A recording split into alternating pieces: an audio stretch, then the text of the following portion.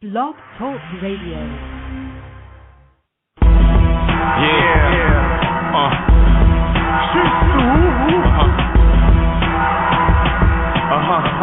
My royal memorial. As the saying goes, when monkey don't stop, no show. But no third-dimensional being can stop my flow. I'm multi-dimensional.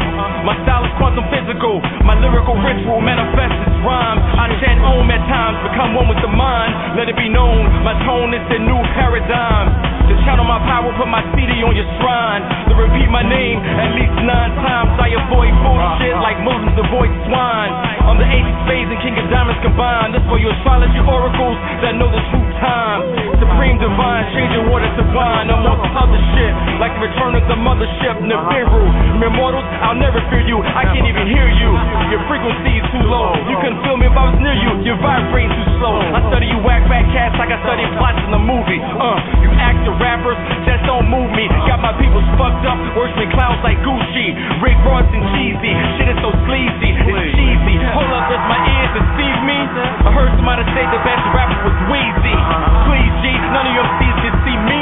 Never. How can you battle the forces of invisibility? I moon rise, a lyrical deity, the manifestation of that dark matter energy. A high priest of the Houthi, the message of Mercury, a warrior of Mars. I work to cause mental scars. Now I communicate my tongue, obliterate wars. Fucking man-made laws, I awaken souls on tours. Ethereal, Syrian, Atlantic, Khemet more. A royal immortal, one of the magi of the serpent order. Voice of the source, it's chief flowing water. My presence felt like that symbol of the woo. An ancient superhero, the black Doctor Who, looking down on you from on top of a pyramid view. So pay respect when the gods walk through. What you wanna do? I travel with the Nepadu. I'm a rock. Who's next? It's all about race with these black gods. It's all about racing with these black cars. They wouldn't put my face on these black cars. They wouldn't put a link in my backyard. They wouldn't give the diplomatic status in a conscious community, which would only mean we will kill you with impunity, which would only mean we will kill you for the mutiny, which would only mean we can kill you for your coonery. I appear tall cause I'm standing on the shoulders of the giants, boulders of the science. When I heat up in the course, I'm colder than Brian. My soul is older than tyrant, who rule the kingdom balance in the codes of compliance with the codes of defiance. We're from 80 biker lifestyle, walk in the large, bloods in the trip, we was walking the yard. Not a red pill crip walking with God. You are now talking to God. Devils in a red dresses stalking the God. In my charts, I got New York in my cards.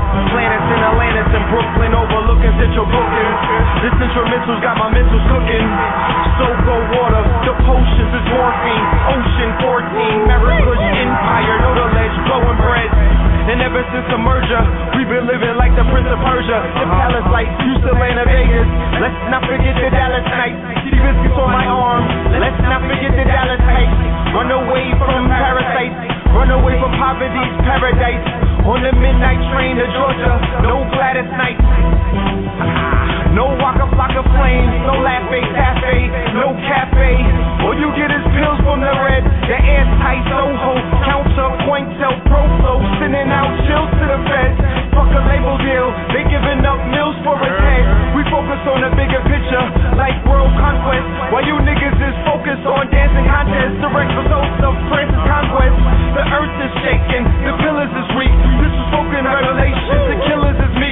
Niggas falling up, they swear about $1 million a week. The chillers is weak, we still in the streets. Other than that, niggas chillin' the suite. Presidential top floor, hitting down Babylon with the chop saw. Black puts a seminal, black books filled up with generals, underworld criminals. So putting in the work is oh so minimal. Frontline soldiers, never know subliminals. Alchemists engaged in war. It's sometimes mineral, sometimes genetic, sometimes chemical. Sitting at a bus stop, awaiting the 2012 1111 is the portal. I'm at the helm of comets is out of space. Feel that I'm out of place. What I speak in common as I vanish without a trace and go within myself. That's where answers to questions lie. Keep it all fluorescent as I strengthen my inner eye. Feeding my violent flames, aligning my border seas. Hip hop was original, all I see now is forgery. Back in ancient Khemet, they studied the mystic art. The main lesson taught was operate from the heart. Imagine a sacred kingdom of elders that came before to pass it on to those. Cause the masses omnivores, they eating up anything. Time for a fast. Yo, my hair's a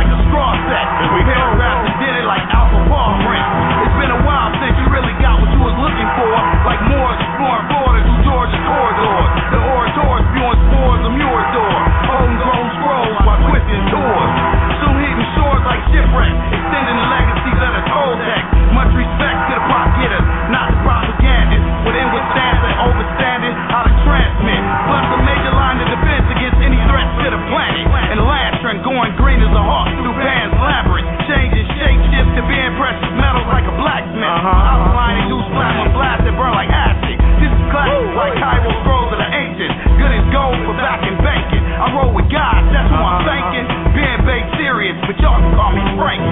Yeah. Life in a tissue is always sacrificial. Noise blasting missiles.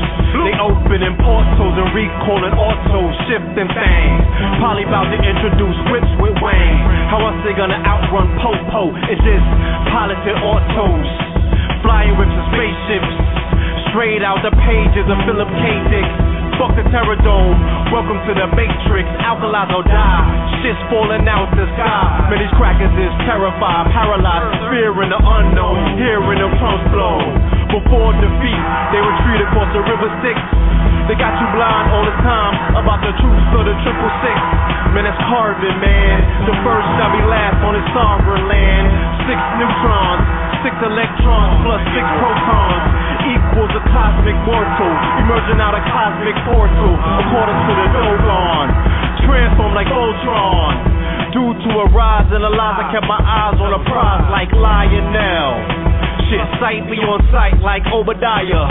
I can see Zion well from the mountaintop, yeah, abundant land, a boundless lot. Expose these liars like roaches, light beyond light, holy fire, my offer. You're baptized in the raptures of holy waters. Riding on chariots into this age of Aquarius. Stars to the belts made out of photons like Orion's tails. We something serious, B. By far, the pictures I paint been tri-star, so I excel. Observe me in all of my splendor, high as hell. Blue pill, that's how we do. Royal Immortal, my East Coast, Super Hate rules. You know how we do, y'all think this a motherfucking game? We ain't playing. They flap their wings on this one.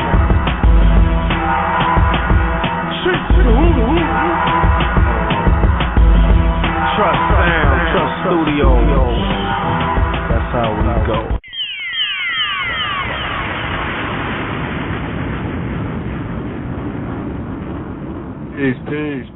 Peace to the family. Welcome to you and yours to Know the Ledge Radio. You are now rocking with the best. This is your host, the Red Pill.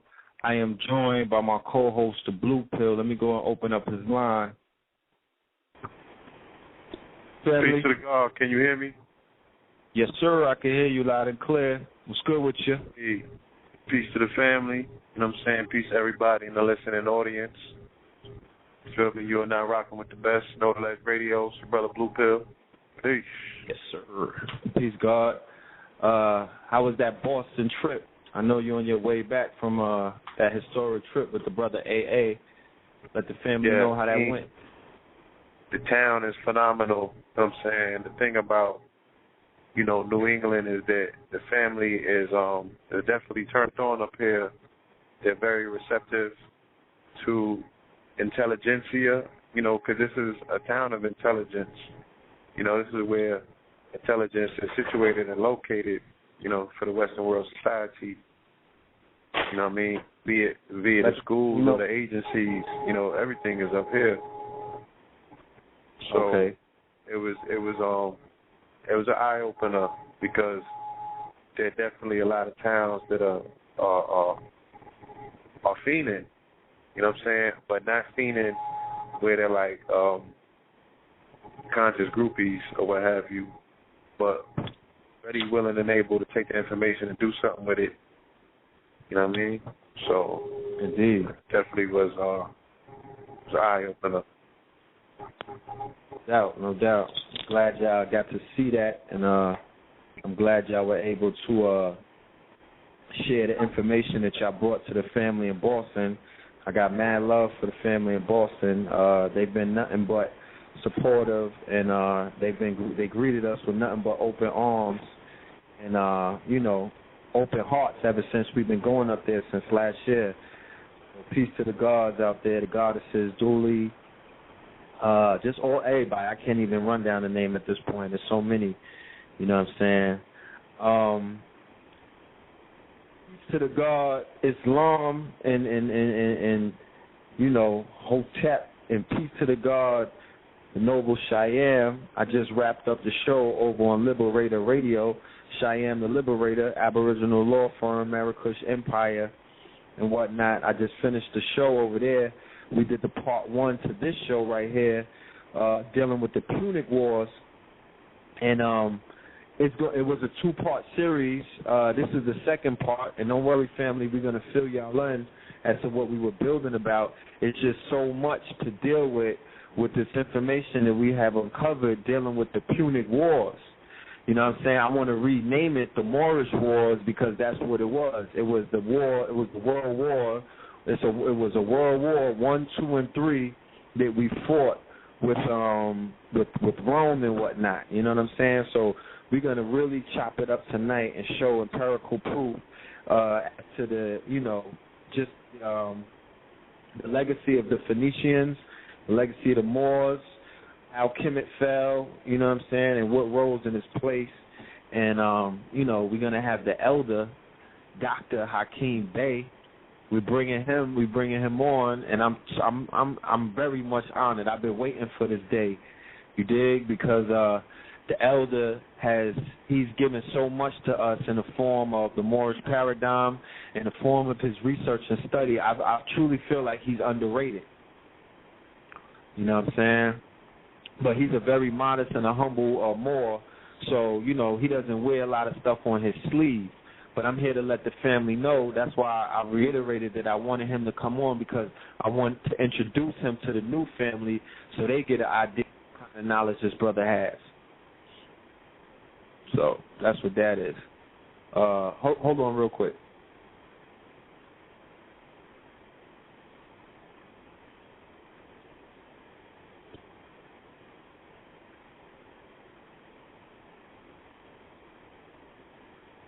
Yeah.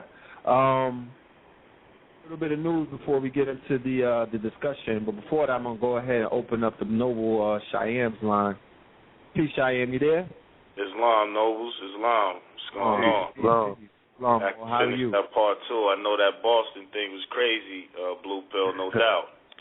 The Boston, man, it's incredible. You know what I'm saying? Harvard, all of these campuses are ready for this discussion, this particular dialogue that we are having. It's now an open world discussion, and because we're bringing the information the way that we are, it has opened many new doors. You know what I'm saying? So the platform is expanding, the world is listening, and it's only a matter of time before this is a national conversation, because it's already a global and galactical one. You know what I mean? We just got to turn the tube on.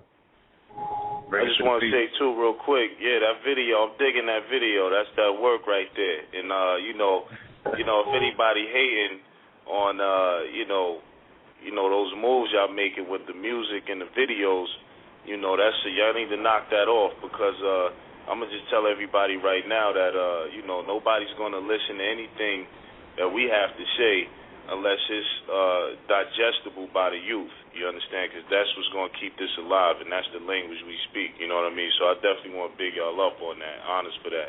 Oh, thank you. Thank you. Absolutely. I want to let the family know the pretty boy swag and the nonsense. Hey, we got to take it back to the rip. You know what I'm saying? Yeah. I'm not in the chat room, so I don't know if y'all dropping the links to that video. But the Legends of the Guardian video is dropping tonight, you know what I'm saying, on 10/12. Another treat for the family. You know what I mean? Actually bringing you the visuals of that song that you just heard. So, we need to have all of that in place. I want to give a shout out to, I just want to preference real quick, give a shout out to Abundance Child. You know what I'm saying? I believe that she had Delbert and Polite on 1010 with her. That was stupid powerful meditation that took place. You know what I'm saying? I was actually able to tap in from where I'm at, of course, in Boston, and receive a whole lot of downloads from that particular meditation. So shout out for her for opening that portal and keeping that lane alive. Yes, indeed. Shout out to Abundance Child. Shout out to Brother Punic. Shout out to King Simon. Shout out to the family that showed up for the Peter Moon rebroadcast that we put on the show. 1010. A lot of the family came. They came through. They showed up. I definitely y'all a shout out for coming through on that day. Shout out to Marcus Garvey, and shout out to the other ancestor that showed up in Brooklyn last night in the form of a hailstorm. Look for me in the whirlwind. On Columbus Day, you know what I'm saying, in pure and straight fashion, the way that they supposed to. I mean, do you feel like you want to touch on that, Brother Shyaam? I know you was in Kings County yesterday. You called me up and told me it was hailing out there. Yeah, I mean, it was just, I mean, at this point, I think it's the crafts, and I think the ancestors, some of them in the crafts and different, all of the, if you paid attention to all of our prophets and stuff like that, Noble Drew Ali talked about the apparatus, Elijah Muhammad talked about the apparatus, but it just gave a reflection on the energy that's up top, right now. I think it has a lot to do with a lot of the different consciousness that we're pretty much putting on, just in the light of all of the things in the past and all of the different things we need to do in general to better ourselves, whether that's spiritual or physical, finances, whatever the case may be. And, it was just like that macro burst, they called it, like, except this time it was hell. It looked like it was snowing outside. You know what I'm saying? So definitely want to acknowledge that. You know what I mean? Because it's definitely going down. I got to say that, indeed. Footage I seen was crazy, and I know that, there's an action of the ionosphere to change a positive ion atmosphere into a negative ion atmosphere. So, in so many words, that's the clearing of the way. And the fact that it was so pronounced and violent, any way that's going to be cleared in the town in New York, it has to be extra. So, I want to share with the family experience that I had on 10/10/10.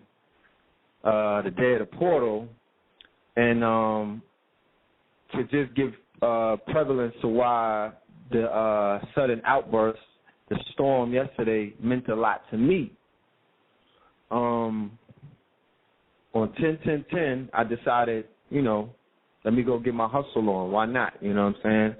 So I hit 125th Street right there by the juice bar, and I was with the brother Azariah, who I've been setting up next to for the past, I'd say 6, 7, 8 months, ever since I left Lower Egypt over there with Sinet and them, is that I went to Upper Egypt because we understand that's what that is. That's the root chakra down there.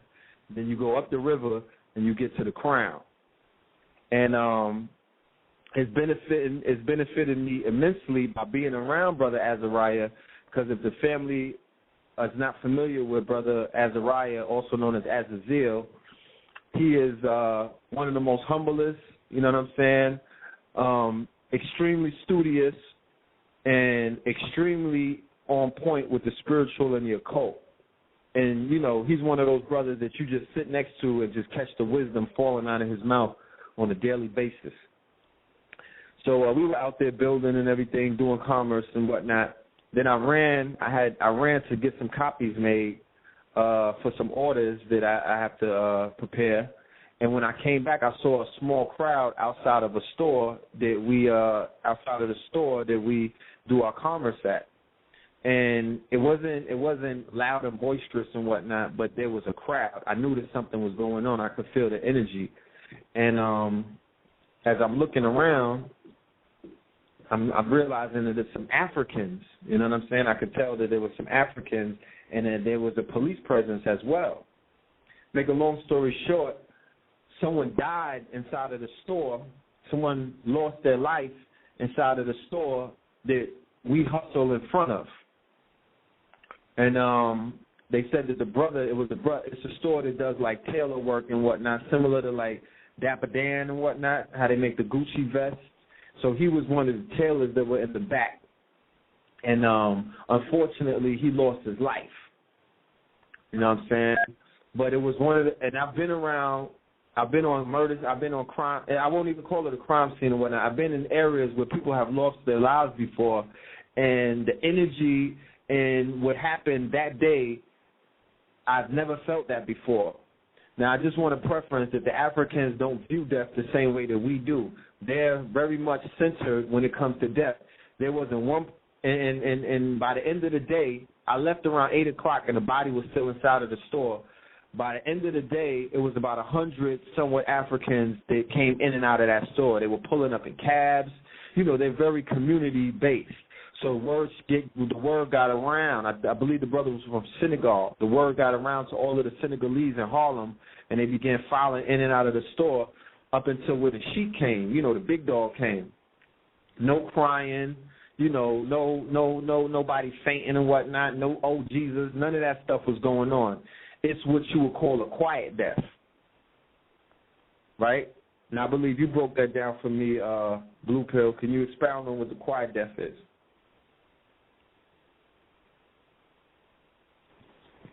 Well, I mean, you know, at a spiritual sense, it's more so the quiet before the storm, and that's exactly what y'all got.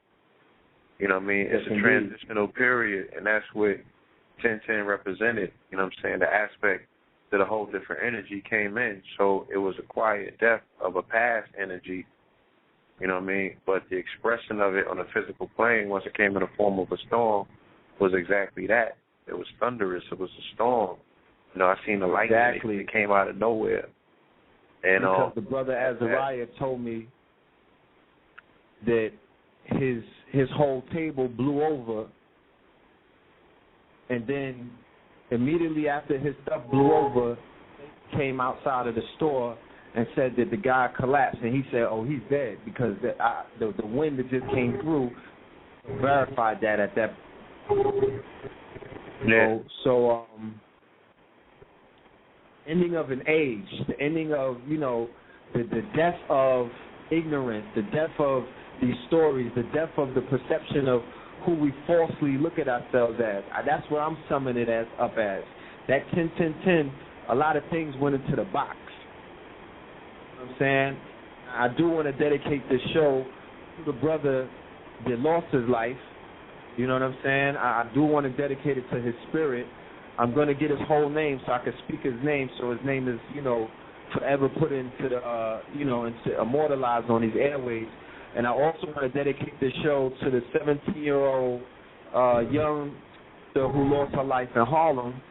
I was at the funeral today. You know what I'm saying? Something drew me to just go by the funeral that they had for this young girl who lost her life. You know what I'm saying? Very beautiful sister, well loved in the community. I believe her name was Cheyenne. And you know, I want to send out, you know what I'm saying? I want to send love to her as well. You know,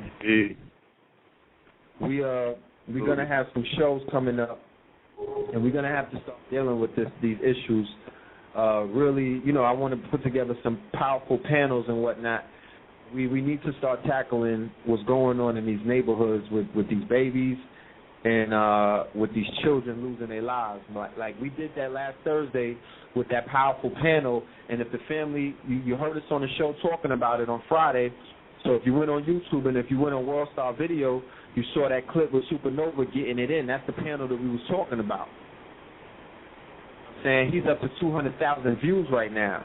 So 200,000 around the world are getting to see they get to see what the storm is coming. They're seeing the storm coming. They're seeing the rise of the Heru. They're seeing the rise of the gods. They're seeing the duality, the opposition to the little Waynes, Flockas, and all of these Negroes that's running around promoting the death of babies, promoting the deaf culture, promoting ignorance, promoting false flagging, and all of this other stuff.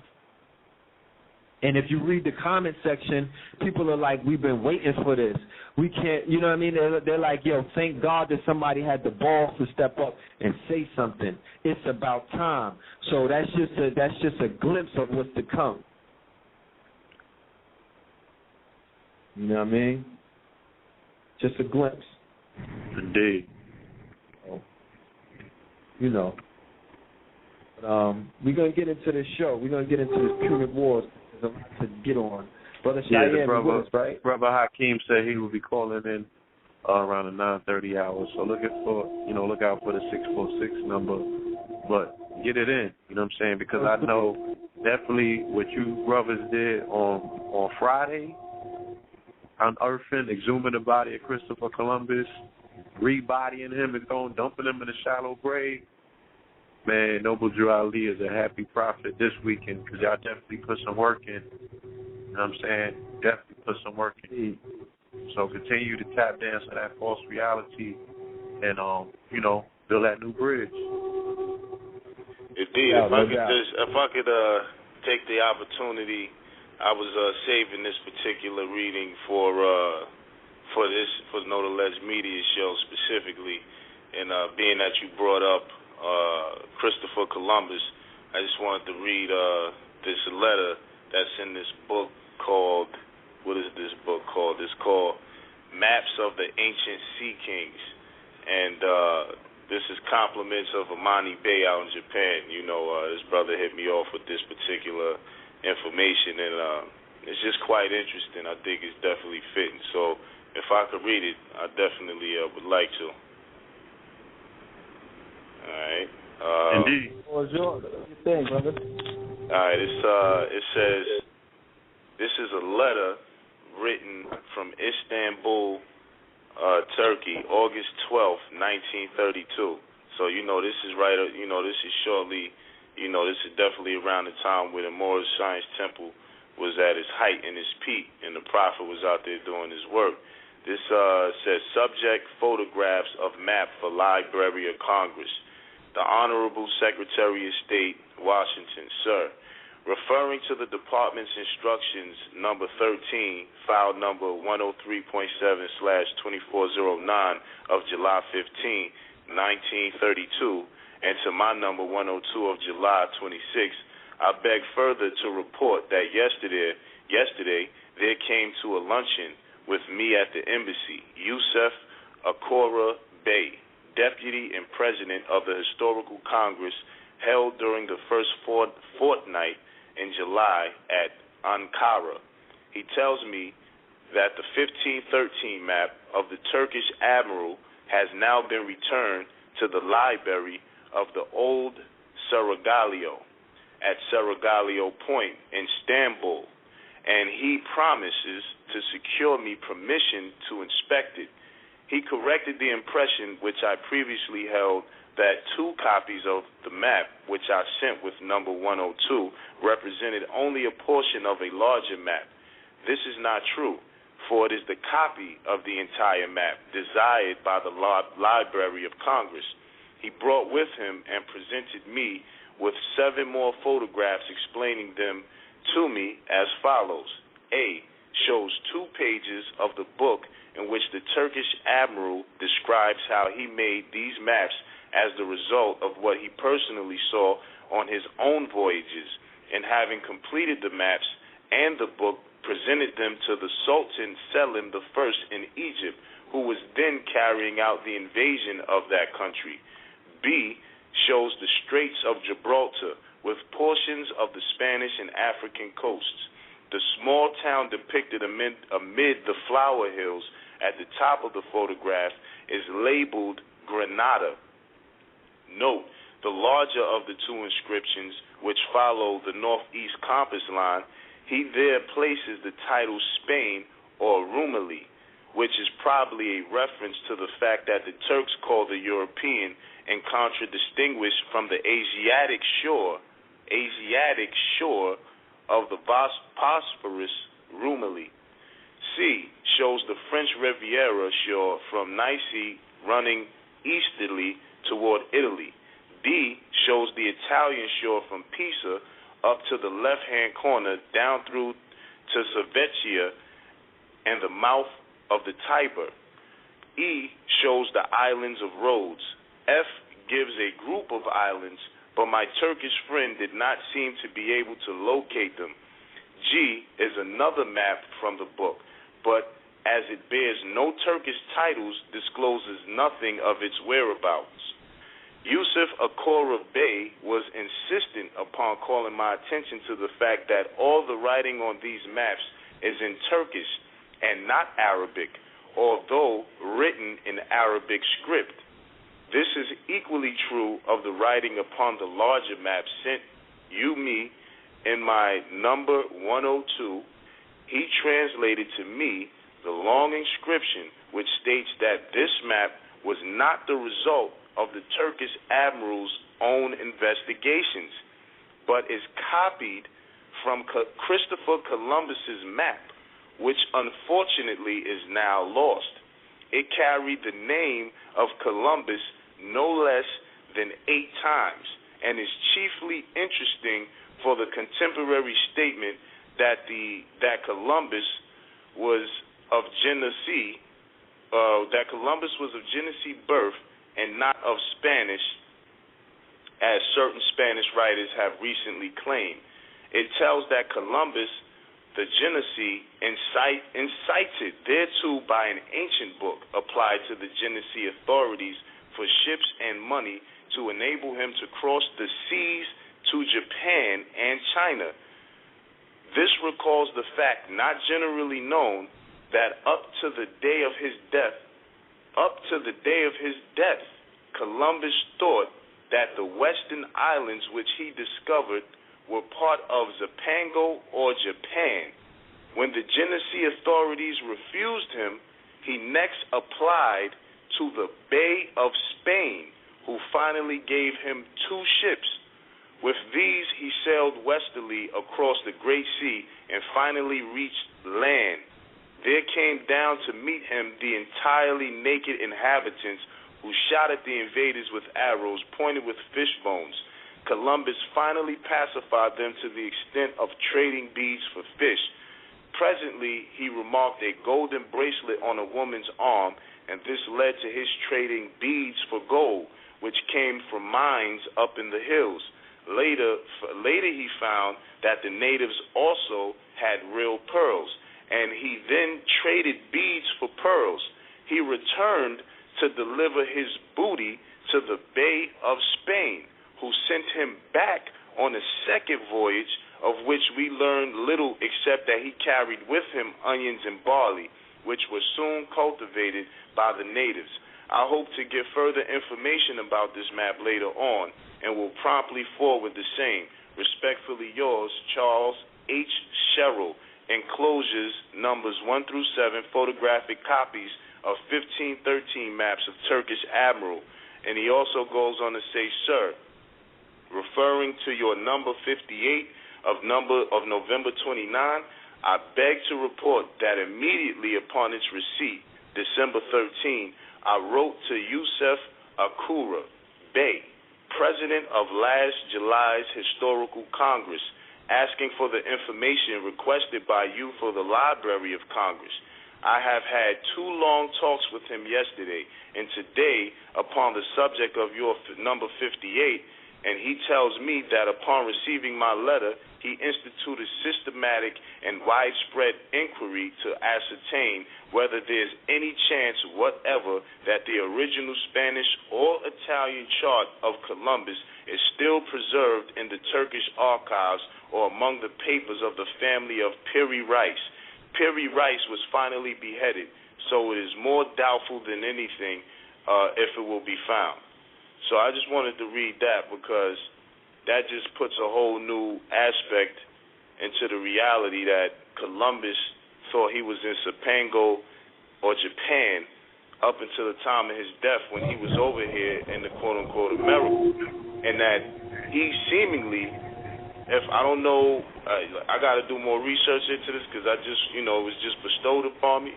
But if King Ferdinand and Queen Isabella was supplying Columbus with something as well, and so was what they call the Bey of Spain. He said he returned pearls to the Bey of Spain, who gave him some more ships for a second expedition.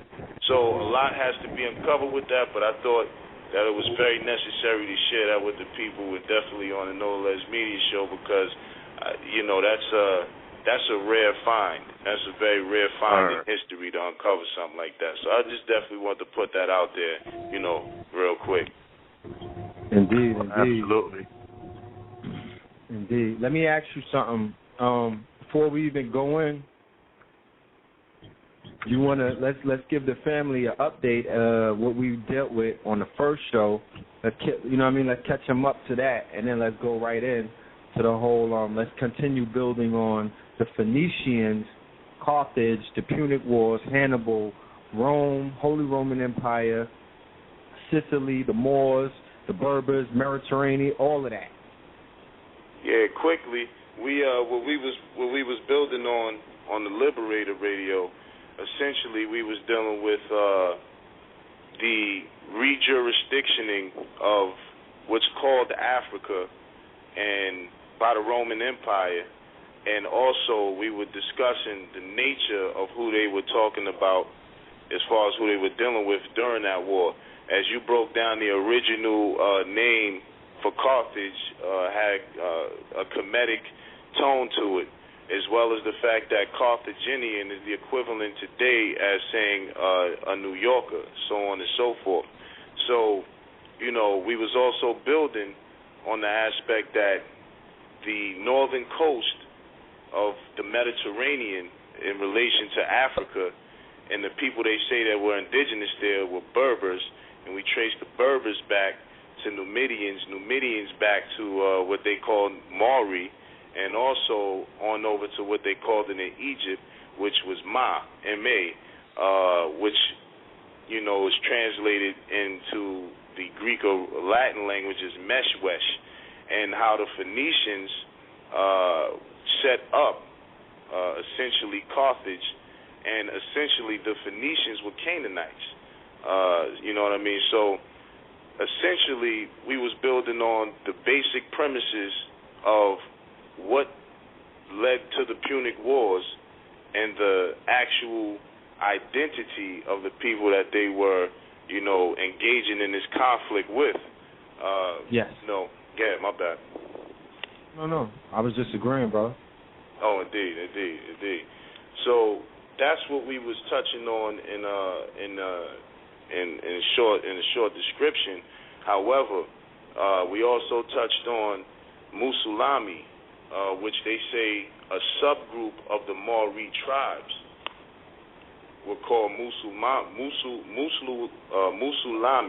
which has the same denotation in etymon as where the term Muslim or Muslim originates from, especially being that it's also found in India as the Musulman or the Muslimin.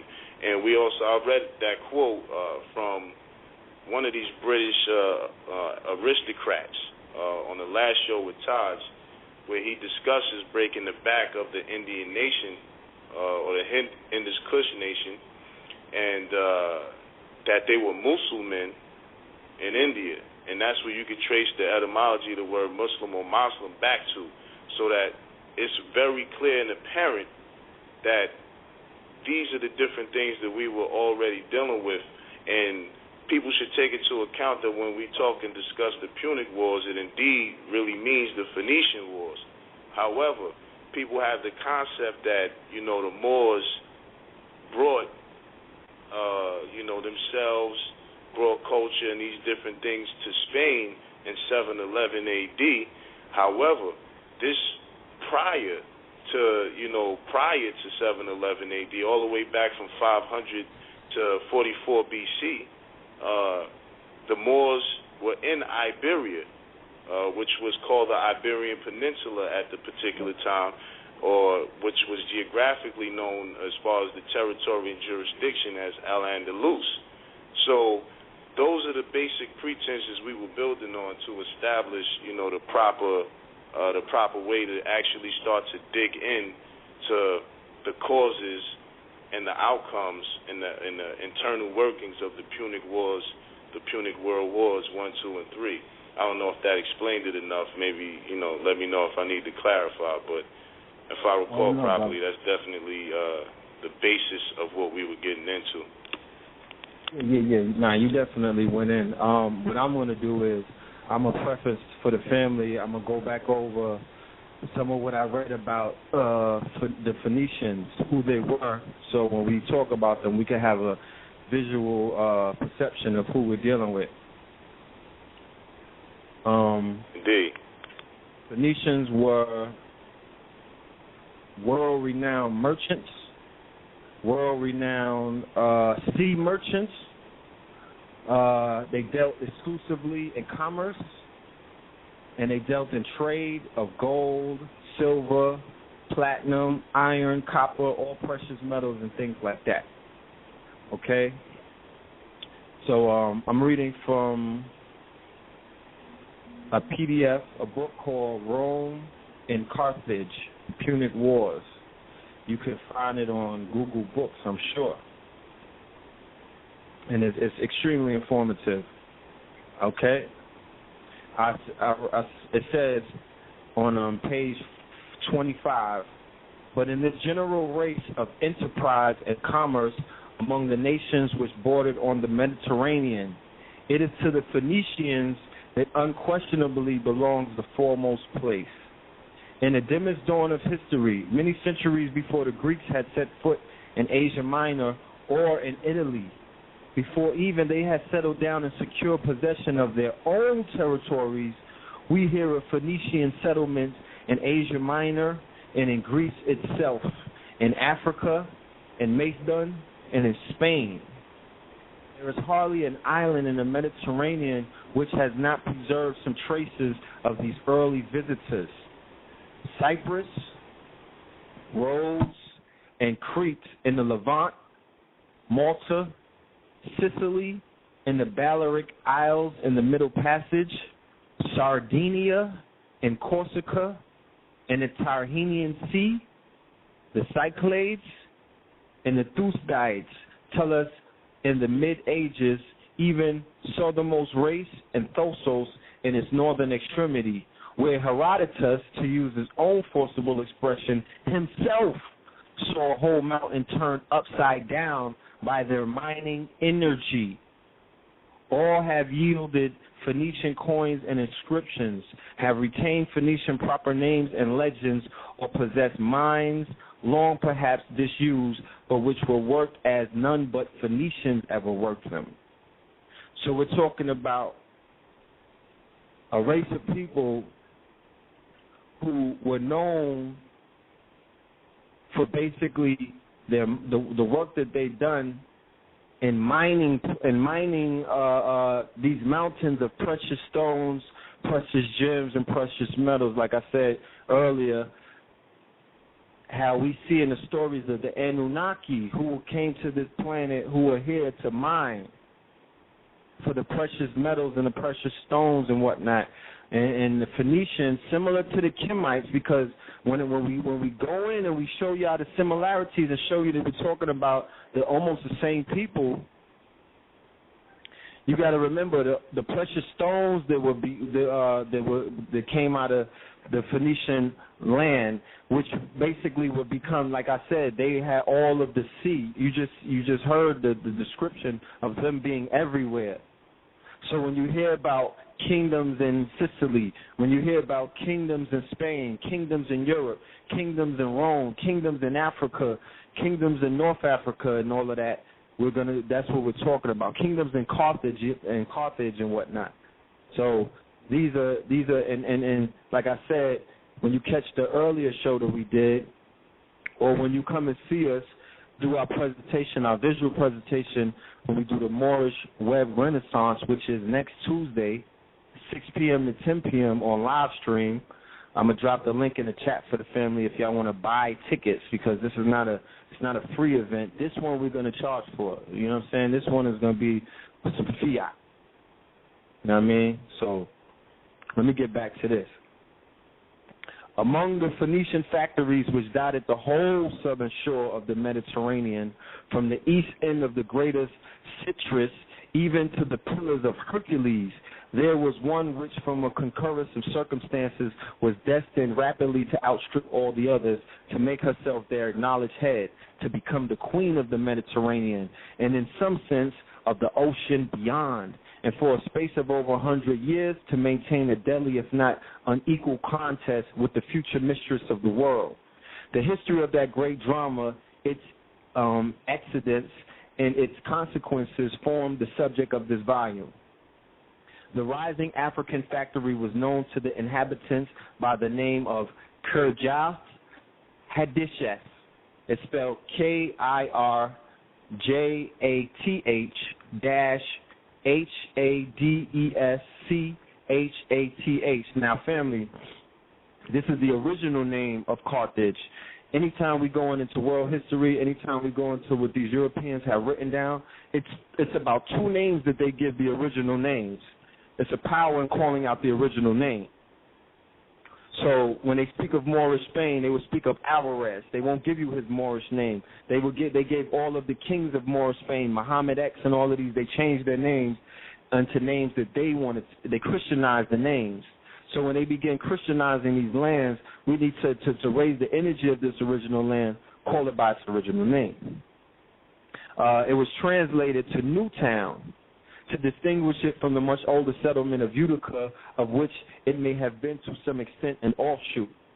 The Greeks, when they came to know of its existence, called it Carthaginian, and the Romans Carthago. The date of its foundation is uncertain, but the current tradition refers to it as a period about 100 years before the founding of Rome. The fortress that was built to protect the young settlement was on a peninsula projecting eastwards from the inner corner of what is now called the Gulf of Tunis, the largest and most beautiful roadstead of the North African coast. The topography of Carthage will be described in detail at a later period of this history. So I'm in it right there, just giving you a description of powerful city, this powerful province that was called Carthage, the city-state, that many of our great ancestors, many great wars and many mysteries and many wisdom and many myths took place. When we watch the movie 300 and you see Xerxes, you know what I'm saying? Xerxes was BC 480, you know what I mean? And they show him when he was advancing upon the Greeks. Now, that's a real story, and, you know, the Carthaginians were all in that movie. You know what I'm saying? We basically joined forces with him to hold back, you know, to bomb on the Greeks. You know what I mean? But history, and that was Hamilcar, early the progenitor to one called Hannibal. But it said that Greece was responsible for 2 victories in one day, and they defeated 150,000 on one end. You dig what I'm saying? And then they killed another, and they defeated Xerxes on the other end of the war. They were done on both ends of Greece. So, you know. Yeah, definitely. That pretty much gives the whole, you know, makeup and complexion of exactly who we're talking about. You know, the Phoenicians, I mean, even on Wikipedia, they even tell you just flat out the Phoenicians were Canaanites. You know what I mean? A lot of people think that the Canaanites are, you know, pale people, you know, from a lot of various, you know, research that they may have did from other authors. But the fact is, you know, they're not pale people. They weren't pale people. They were, you know, aboriginal indigenous people, because Phoenician comes from the fact that it's Phoenicia. That's what they call the place, Phoenicia. You know what I mean? Mm-hmm. The land of Canaan, or the land of Canaan. So the fact is that's who again, back to the same premise. It's just like saying a New Yorker or Chicagoan, is, you know, so on and so forth. The fact is that the actual makeup of these people were Moors. And if you study the Mediterranean, all you'll see is that all of the land connects around the Mediterranean. It's all connected. The only thing that separates it, or where there's an opening, is through the Straits of Gibraltar. That being the case, you have to take into consideration now, if the Phoenicians, before they even had a foothold, as you read, before they even had a foothold on their own territories, were already going back and forth along the coast all the way to, you know, Spain or the Iberian Peninsula, setting up settlements. You understand what I'm saying? So and we were the merchants, and we were the traders, and it was like we were going on. Picture, all right, let's bring it to modern days. We was balling. You dig what I'm saying? And we was going on shopping sprees. You know what I mean? We were shoe shopping in Dubai. You feel me? Yeah. Phoenicians were known for being seafaring people who would come back with the most exotic and the most priceless and the most coveted pieces from around the world when none of these other nations were doing that. I want to read, let's get into what Carthage, like I said, you know, this is for script purposes as well. For the family that's listening, y'all ready to write this movie, y'all ready to write these scripts, this is the information that you need right here because this is a movie. You know what I mean? I heard through the grapevine that the brother Denzel, as well as Vin Diesel, was supposed to be doing the Hannibal movie. So when you see the Hannibal movie now, you will see a movie where you will see your own people. You will see Moors. You're going to see the Carthaginians. You know what I mean? Like you would say the New Yorkers, but the New Yorkers do not describe who the people are. They're Moors that inhabited Carthaginian. Exactly. You know what I'm saying? So Hannibal, it go back to that. Yeah, it go back to that divide and conquer. You know what I mean? Because this history, the way it's being told to us, is pretty much that, you know, this is the Roman version of what took place, and this was this is who was involved. But when you trace down all of the parties, you know, they all are bringing you back to the Moorish tribe, which was the dominant tribe in North Africa, as they call it North Africa, because a lot of the reason why you call the continent Africa today, or Asia what it is today, is based on the fact that during the first Punic Wars, this set the stage for the actual expansion of the Roman influence in the world. Because at that particular time, the entire world, as we know it from classical history, so to speak, was centered around the Mediterranean Sea. You know, if anybody had seen that I'll try to post that map up again, but it'll show you that all of the seas were named after Moors. It said Mare on every part of the sea in the Mediterranean. It was Mare. It was even called Mare Mediterranean. So that meant that this was the Moorish Mediterranean Sea. You see what I'm saying? So, you know, if we even take into account what the Prophet Noble Jew Ali said about, you know, the Canaanites, and we trace that lineage and that history back in, as well as when he talked about, you know, Egypt being the capital of the domains of Amexem, you know, what you'll actually see is that whole entire area geographically was flourishing due to the trade around the coast. So it cannot be ignored of how important the sea was, because Rome at this time didn't even have a navy. They really weren't in any particular type of power until they came across this Carthage issue where they wanted to take that city and settle up along the coasts. When I read on a previous show on the Liberator Radio, I was reading from a book, White Slavery in the Barbary States. It was describing that all of the Greek legend took place in what is called North Africa, around where Carthage is at. You see? So the other aspect is that Carthage was a city-state, as well as other city-states like Tyre or Sidon. These were different city-states. If anybody wants to get a clearer vision of what that actually is, then there's a definition for it. It's called client states. And real briefly, it says a client state is one of several terms used to describe the subordination of one state to a more powerful state in international affairs. It is the least specific of these terms and may be treated as a broad category, which includes satellite state, associate state, puppet state, neo-colony, protectorate, vassal state, and tributary state. This is what the Romans were doing in their war campaigns. You understand? And because the Phoenicians were the seafarers and the merchants at this particular time, they came in direct conflict because they were actually employed by the Romans first to do all of their trading and all of their military exploits as well.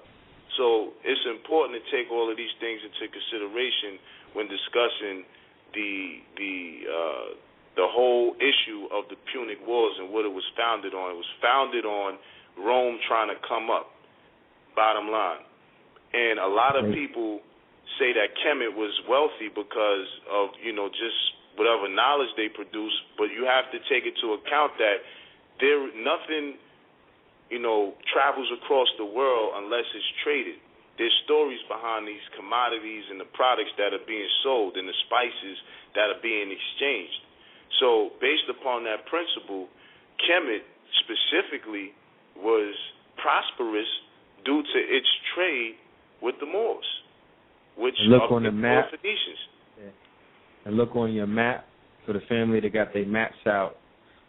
Please tell me what the proximity of Khemet is to North Africa. You understand? It's all right there. It's similar to how close New York would be to Atlanta. Okay? So we're talking about distances like that. But without any further ado, I'm going to open up the God. Islam, peace. 646-245. Peace. Peace. Islam, brother Hakim. I'm just getting in, but I think y'all going into it. No doubt. I seen the chat was packed. I thought we had brave through the waters. You know what I mean? You got your silver surf on, so honors. Welcome on board. The family have definitely showed up to basically hear this information. They are in the building. The building is packed. So, let's go ahead. Let's go in and give them what they want. All right. Can you tell us a little bit about the Punic Wars? Well, I hear y'all going into it, and the key thing to understand is how they redid history, especially dealing with the chronology as well as geography. And the purpose of that was to throw us off our time-space coordinates and get us confused. Change up the geography, change up the history, the timelines, and everything. A lot of what we hear, and and what I found out is that there was no such thing as ancient Rome and ancient Greece as we've been told. All that was a fabrication during the so-called Renaissance period, where you had Europeans who were students of the Moors. Sure. You had Moors, and you had their students producing works, and they was attributing these things to so-called, quote-unquote, ancient authors. That's why you see, they say Aristotle and all this stuff, all these different books. These were Moors at that time, and their students. And they would compound these works and put them under certain names. This is why when they're talking about Rome versus the Moors, and they're making us think ancient. When they talk about ancient Carthage, and they talk about Hannibal or Hakim Bey, because oftentimes, we don't understand that Bey and Bible means Lord. When it comes to dealing with the Canaanites and ancient Moors, and so when they're talking about the wars between ancient Carthage and Rome, they're talking about the wars between the Moors and the quote-unquote Holy Roman Empire, or the Roman Catholic Church, what later became known as the Roman Catholic Church. So the whole timeline was thrown off. Now, if you move that up, you also got to move up other timelines as well, including Egypt. So a lot of what we see when they're showing us and they're saying this is ancient Egypt, a lot of that was contemporary with the empires of Mali, Ghana, and so on and so forth, the Songhai, contemporary. Oh, so now you got to reorientate your whole thing. You got to think, well, wait, what they were saying, ancient India and the Moorish dynasty. Then you got in Africa the Almoravid, and then you got ancient Egypt. All this stuff was contemporary. What they talk about Persians and lots of stuff that was attributing to Persians, so on and so forth, was dealing with Arabs, and it's not so much dealing with Arabs, but dealing with Islam. And so the whole timeline got to be reconfigured. also the understanding of Israel. And what was that about? Israel was actually an ancient empire that was worldwide. And when it broke up into these various, what became known as city-states and so on and so forth. The Renaissance period was the period of time when the Europeans received the knowledge from the ancient Moorish world, dealing with the ancient Moors, the Egyptians, Canaanite Phoenicians. That's when the baton, or that's when they received that light during the so-called Renaissance, and they call it Renaissance, Renaissance, meaning rebirth, when really it was the birth of that knowledge amongst them for the first time. So it wasn't really a Renaissance, it was a naissance for them. Yeah. It was the creation of what began as translation schools by Alfonso the Learned and other Christian monarchs that created what they called translation schools, which metamorphed into what you know as Ivy League colleges, one of the most famous being Oxford.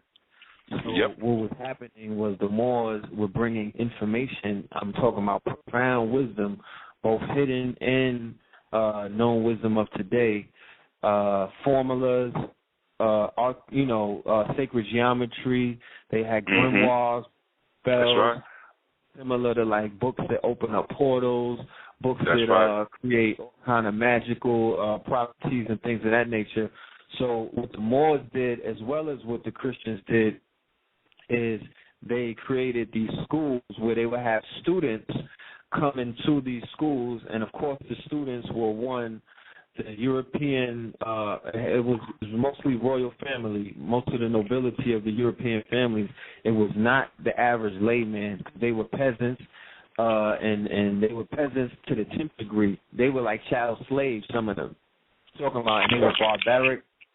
They were basically on all fours, so they couldn't receive that knowledge. So it was taught to the nobility of their families, similar to what they said we taught when they created, like you said, when they created the Greek mythos and the Roman mythos, and they say that's what we did for their children. But in all reality, that's what we did when we were in Spain in 711. But when we trace ourselves to being there, when we trace the Phoenicians and the Carthaginians and the Moors for being there, I'm talking about way before 711, we were always shining our light, but we were always giving them pieces of the wisdom, pieces of the information. But after they created these colleges, this is when you see the Renaissance, and this is when they did what you, like you're saying, the same way that we have Reconstruction and revisionist history in America, is you have to look on it on a scale of during the Inquisition and the book burnings, like how they the Reverend guy was trying to do the 9/11 book burning of the Qurans. You had what was book. Well, picture that times a million, and picture the whole United States and all of these Caucasians like going savage when he was going to do that. Like, you know what I mean? Like now coming out to see him in droves. Now keep in mind while you're saying that too, that the Catholic Church was burning copies. The original manuscripts was taken to the Vatican and what is stored in what is known now as the Vatican Secret Archives that had 5 feet thick and 24-hour security. That's where they was bringing a whole library. The Vatican Secret Archives is actually a library of libraries that whenever they would conquer Moorish lands or territories, they would seize whole libraries and send it to the Vatican Secret Archives as a so-and-so collection, and then they would burn any copies that was extant of those works in order to hide it from the people. And so this is why those popes, those bishops, cardinals, excuse me, they had access to the real deal. And then what they did was redact the history. And then they send the Jesuit orders and so on and so forth into all these different nations to change their histories on site. And that's why when you go to all these nations, you'll see Jesuit colleges on site in those lands in India and China and so on and so forth to dare to change the history on site. That's why they was always associated with colleges. Exactly, and all of the islands that you visit, all of these islands, whether it's Jamaica, whether it's Haiti, Franciscan, Troy, whether they got. What's interesting too is the first corporation that was incorporated after the United States claimed independence was Harvard. Harvard was the first, not first college or university, but the first corporation, period. So that's real interesting, what you were saying about these colleges they created. Colleges, that's right. The colleges. And look what they did with these works. Exactly. That's why you have to create. You don't try to get into Harvard. You don't run to try to get accepted to Princeton. That's right. You look at them like, look, give up your goddamn library, because all of the Moorish treatises and all of the books is what created these colleges. They created colleges off your books. It's like what if they somebody was doing, kicked the door. And when you look at their art, the artwork they claim to be ancient Greek and ancient Roman statues were actual students during the Renaissance creating these works. Then what they would do, what they would do was bury it in their friend's backyard, dig it up 18 years later, and say, look what we found. And then that work would get 100 times more money because of the industry at that time. Yes, if you go to the Metropolitan Museum, whenever you step foot in New York, make sure if you don't do anything, that's where we shot the first video in front of the obelisk in the back. Go to the Metropolitan Museum. When you go into the Greek and Roman rooms, all of the statues are brand new and they all alabaster. Yeah. Like they're the witness of the whole collection and the whole museum. It's thousands upon thousands of artifacts. They look like they just made those. And look at what's the lifespan of marble and the so-called things they were made out of. You'll see after 200-300 years, they start to get this rot that almost look like granularized carbonized sugar. It starts to get this grainy, almost burnt type of thing after 200-300 years or so. So how are these statues coming from 500 BC, 2,500 years old, looking brand new? Come on. They was creating these things from the Renaissance. They would break off an arm, break off a leg to make it look old. You know what I'm saying? Yeah. Throw it up, bury it, dig it back up, and this was the game. And this was the game that was played. A majority of the artwork is similar to the drawings and the artwork of one Michelangelo, of one Leonardo da Vinci. When you look at the statues, the ones that they made out of the marble and all of that, with the hairs curly and all that. And the proportions. Exactly. That's the artwork these Europeans were making in the 17th and the 18th, the Italian Renaissance and the other Renaissances. You know what I'm saying? Like, when you look at the sculpture, it is not ancient in its nature. When you look at look on the walls of like the South America, the Yucatan and whatnot. Look at their level of artwork. Look how they were drawing and stuff like that. Look at Khemet. Now here's the other key. Now here's the other very important key dealing with this whole thing. Now that we understand and we move these wars, these so-called Punic wars, up in time, and we understand that this was taking place during this. It was actually talking about the wars between the Moors and the Roman Catholics. Now, there's other keys that's part of this. There's another key that's part of this. All right, there was a motif in the Renaissance called Arcadia, which is symbolized by a fountain fed by an underground stream.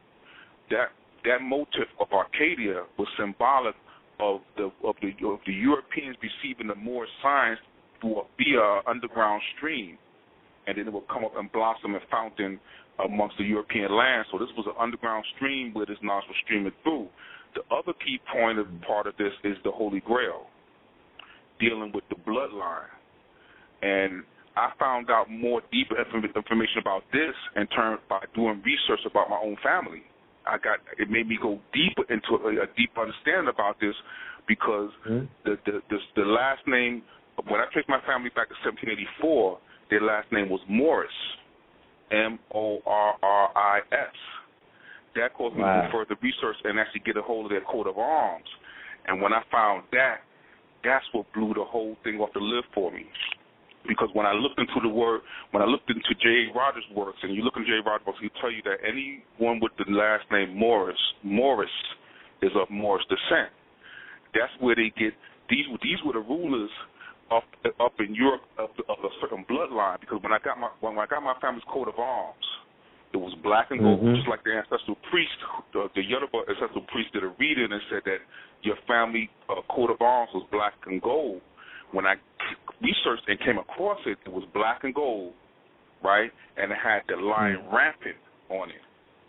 Now, whenever you see a coat of arms and it has a lion rampant, the line rampant, that traces back to King David, the Davidic bloodline coming through Judah.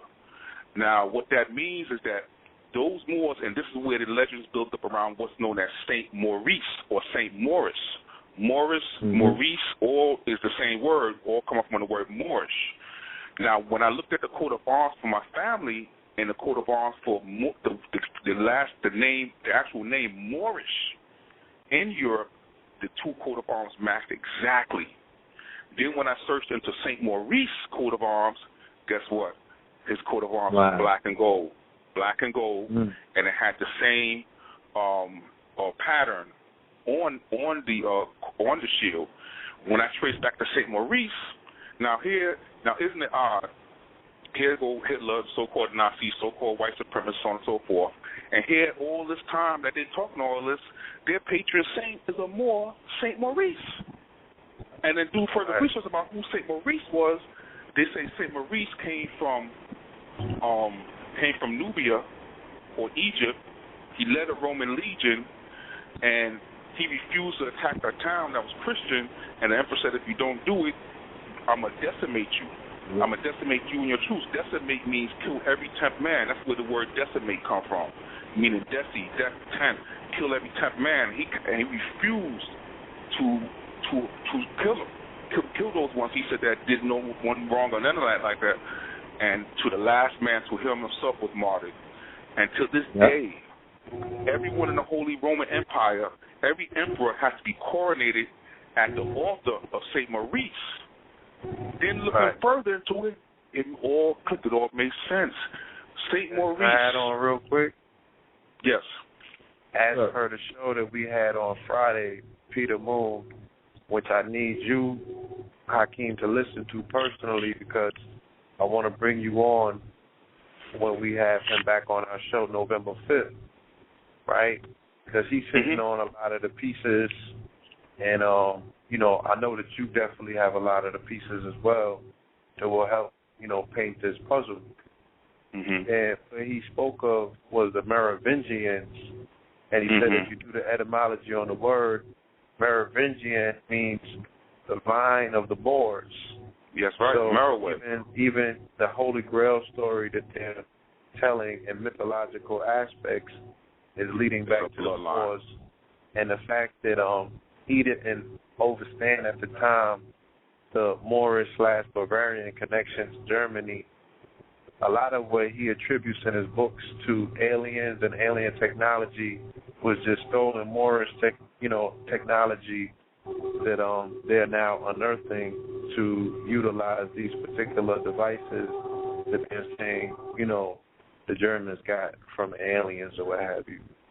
Right. They was that. Yeah, that was Moorish science, so everything in the past century that they've probably been attributing to alien presence is coded for Moorish presence, in which they hid all of the text, and now everything's coming to surface.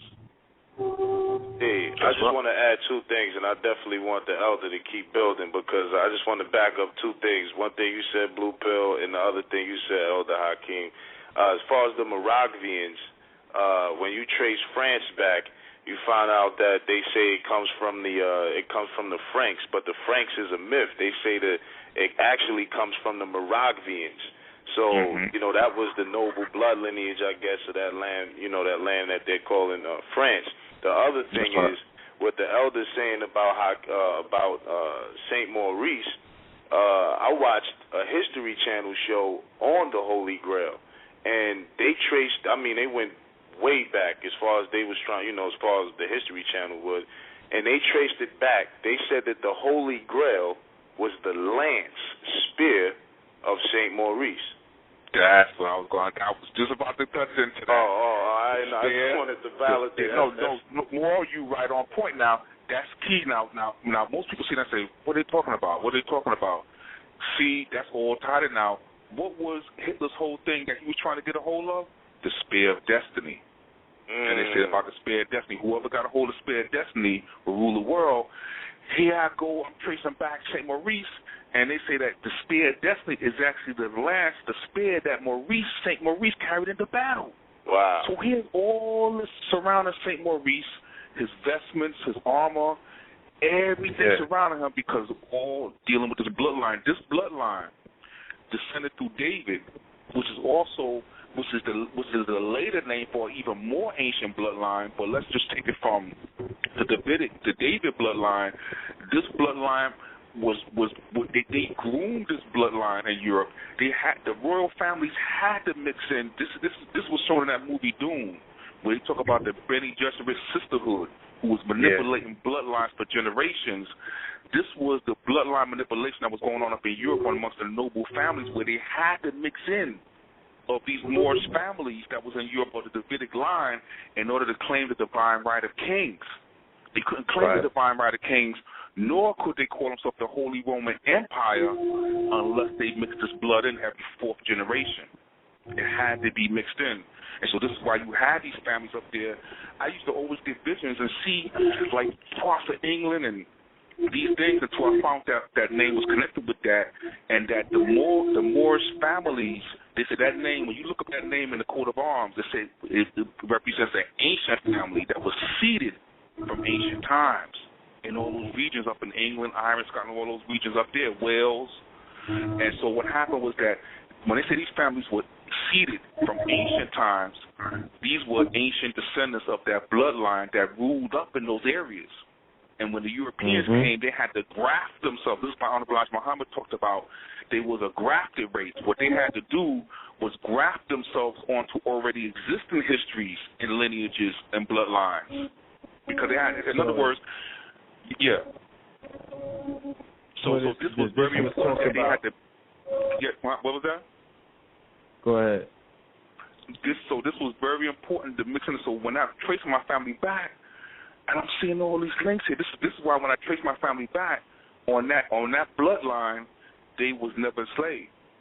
They was listed in the Census Bureau's Census Bureau tracks going way back as free inhabitants, and their last name was Morris, and they had Israelite names, Shadrach Morris. I'm saying, wow, now what's this connection? So these were the lineages that were descended from David that was scattered. These bloodlines were scattered in every European nation. You had these bloodlines there. This is why when you go there, you see statues of St. Maurice or Swat Pete and all these things up there. Is because it goes back to these ancient lineages that they had to mix in. They had to disperse that bloodline. And that, like I said, that bloodline comes from a more ancient bloodline that was really coming through the bloodlines of what they call in the Bible Ham and Cush. But see, when they speak in the Bible about Ham, Cush, Canaan, Shem, they was talking about dispensations. It's really one people going through different dispensations. When they talk about Ham and Cush, they're talking about those ones who kept the ancient ways and then go with the monotheism. Monotheism was an evolution of our science that evolved into what we call the monotheistic. There was a big war or conflict between the monotheists and the polytheists. And the monotheists eventually won out. What was that? Was that initiated by Akhenaten, like Brother Phil breaks down? Right. Well, he's symbolic of that, but it was something more. There was something going back. He was one of the, let's say, maybe one of the later patrons, because whenever you have these movements, they usually don't jump off until you have a wealthy patron or whatever that will bring it forward. But this was a movement, and based on my research, I believe this movement either began or spread among the trading routes. That's the reason why it spread so fast. Eventually, it became an empire, a worldwide empire known as Israel, Isis-Ra-El, the nation of the sun, moon, and stars. And when they show you Solomon, he was the one who brought about the empire. When all those different kings were sending them their daughters to be his wife, that was the consolidation of the empire right there. This was a global empire. And they all grew out of a movement, a monotheistic movement that was antithetical to Ham and Cush and Canaan, representing the old polytheists. This is why they always talk down on them, so on and so forth, even though they was the prior rulers. Because the Jews in their own legends, they'll tell you that after the flood, after the destruction, the first one to regain and reestablish worldwide empire was Nimrod, son of Cush. They said that he was the first one to reconsolidate global power, and they said the last will be the Messiah. And they compared him to Nimrod. They said that he will have power just like Nimrod had back then. Nimrod and them, the sons of Cush, these are the ones that you read about in India, called the Kshatriya, Kshatriya or Kshatriya, the warrior class.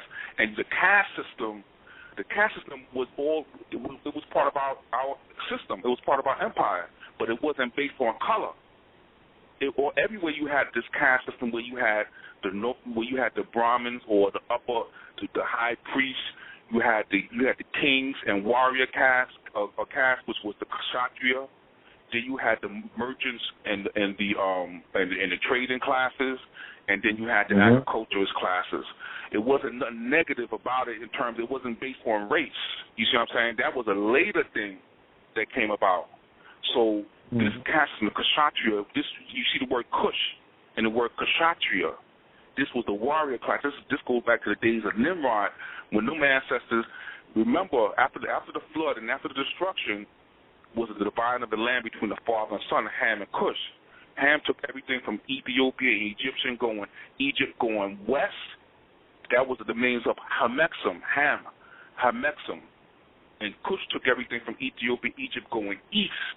This is where you get India, the Hindu Kush, mountain range, Nimrod, Babylon, all that. And so that's where you get the original two-headed eagle facing east and west. That was the dividing land between Ham and Cush, between the father and the son, the means of Hamexem, and everything on the east part.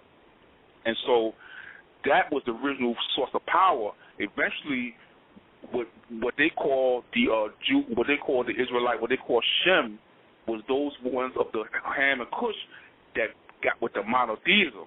That's the only difference. The only difference between Shem, Ham, and Cush is the Shemites or Semites represented the ones who got with the monotheism, and eventually brought about what we call the Judeo-Christian Islamic tradition.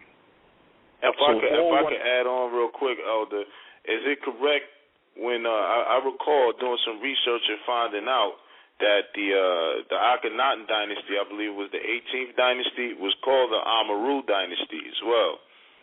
Right.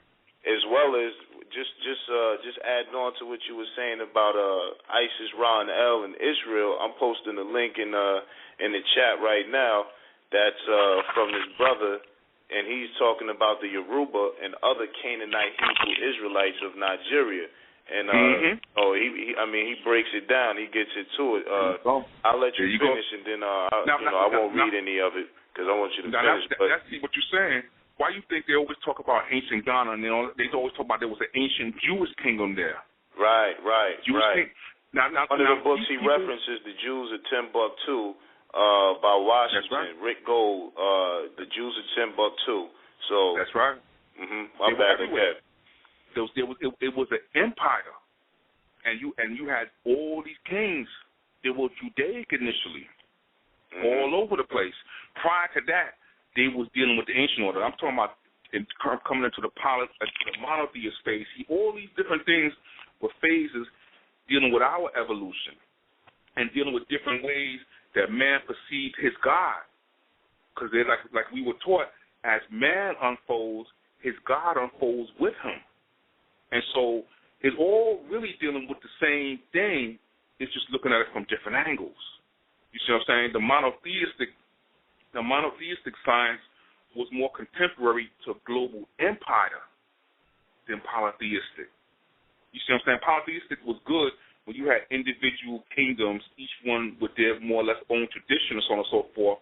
But the only way to wield all of them together into a global empire was through the monotheistic. Unfortunately, what happened is that once the monotheistic empire was established under Solomon, it only existed for 70 years. And then it broke up. And then it broke up to all these smaller city-states and all these different ones that you see now. This is why in all these ones you see, like in the coat of arms for England, you'll see they got the Israelite symbols within there, the line of Judah, all that within their coat of arms.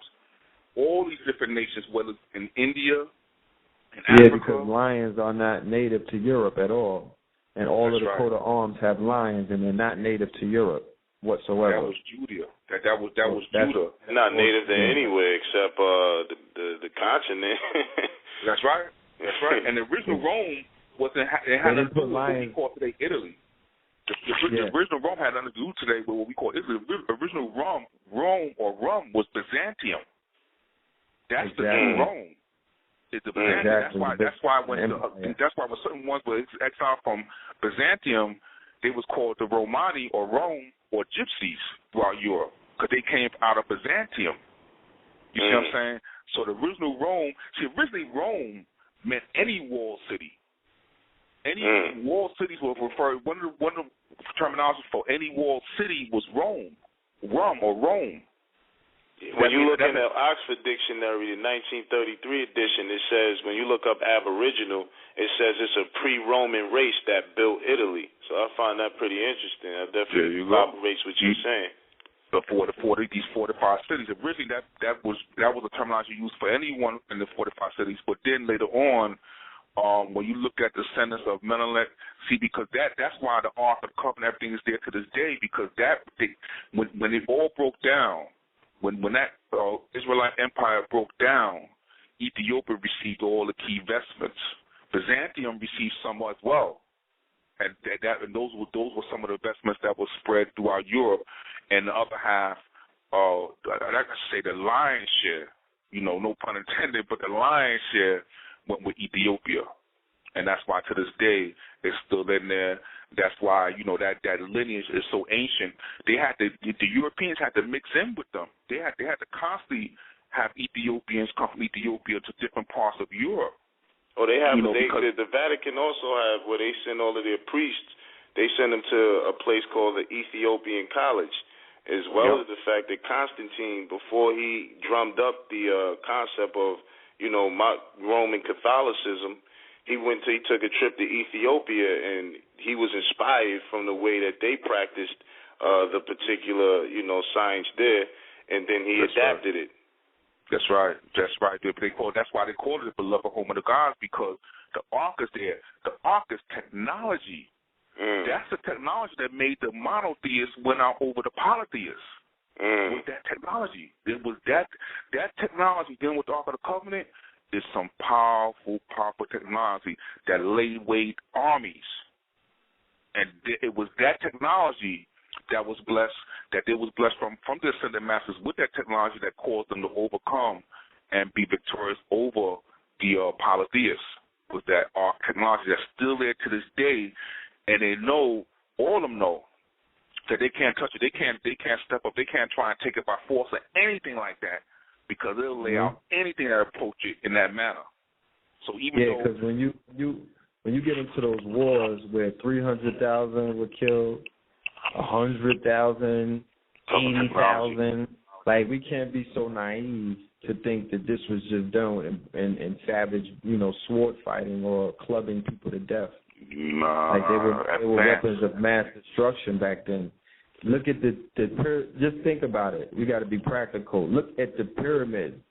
If they don't know how these people, even if they have not perfected on how they erected these pyramids, you think that those people who erected those pyramids didn't have advanced weaponry? Like, you think they were just slow on the gun? You know what I mean? Like, but they'll never show you. They won't show you the weapons because those are your weapons. They found these things. They know that they was given a period of time. I'm talking about the Europeans. During the so-called Middle Ages or whatever, remember 1492 was a major milestone in terms of the fall of the Moorish nation. And from 1492, oddly enough, we know there's no such thing as coincidence. Remember, 92 was when us New Moors, when we really started kicking it in Harlem in 92. Now 1492 and 500 years brings you to 1992. This is dealing with the cycle of the Phoenix bird, or Phoenician bird, or Phoenix bird, which rises from its own ashes every 500 years. So it was well known by the scientists back then that we will rise again in this day and time. This is why the prophet spoke about the third and fourth generation, about the new Moors. 1492, 1992. And it was well known, but what they had to do is that they taught a group of Europeans, which we refer to as the Masons, and we refer to them as the Mystic Turks, chief protectors of the sacred shrine, because we knew we would fall from power. And so what we did was teach up or train up a fifth column in a sense of European Masons, and we made them custodians of the sacred vestments and Moorish science, and also to protect it from the onslaught of the Dominican and the Franciscan priesthood of the Catholic Church, who was destroying everything in the category of Moorish throughout the world.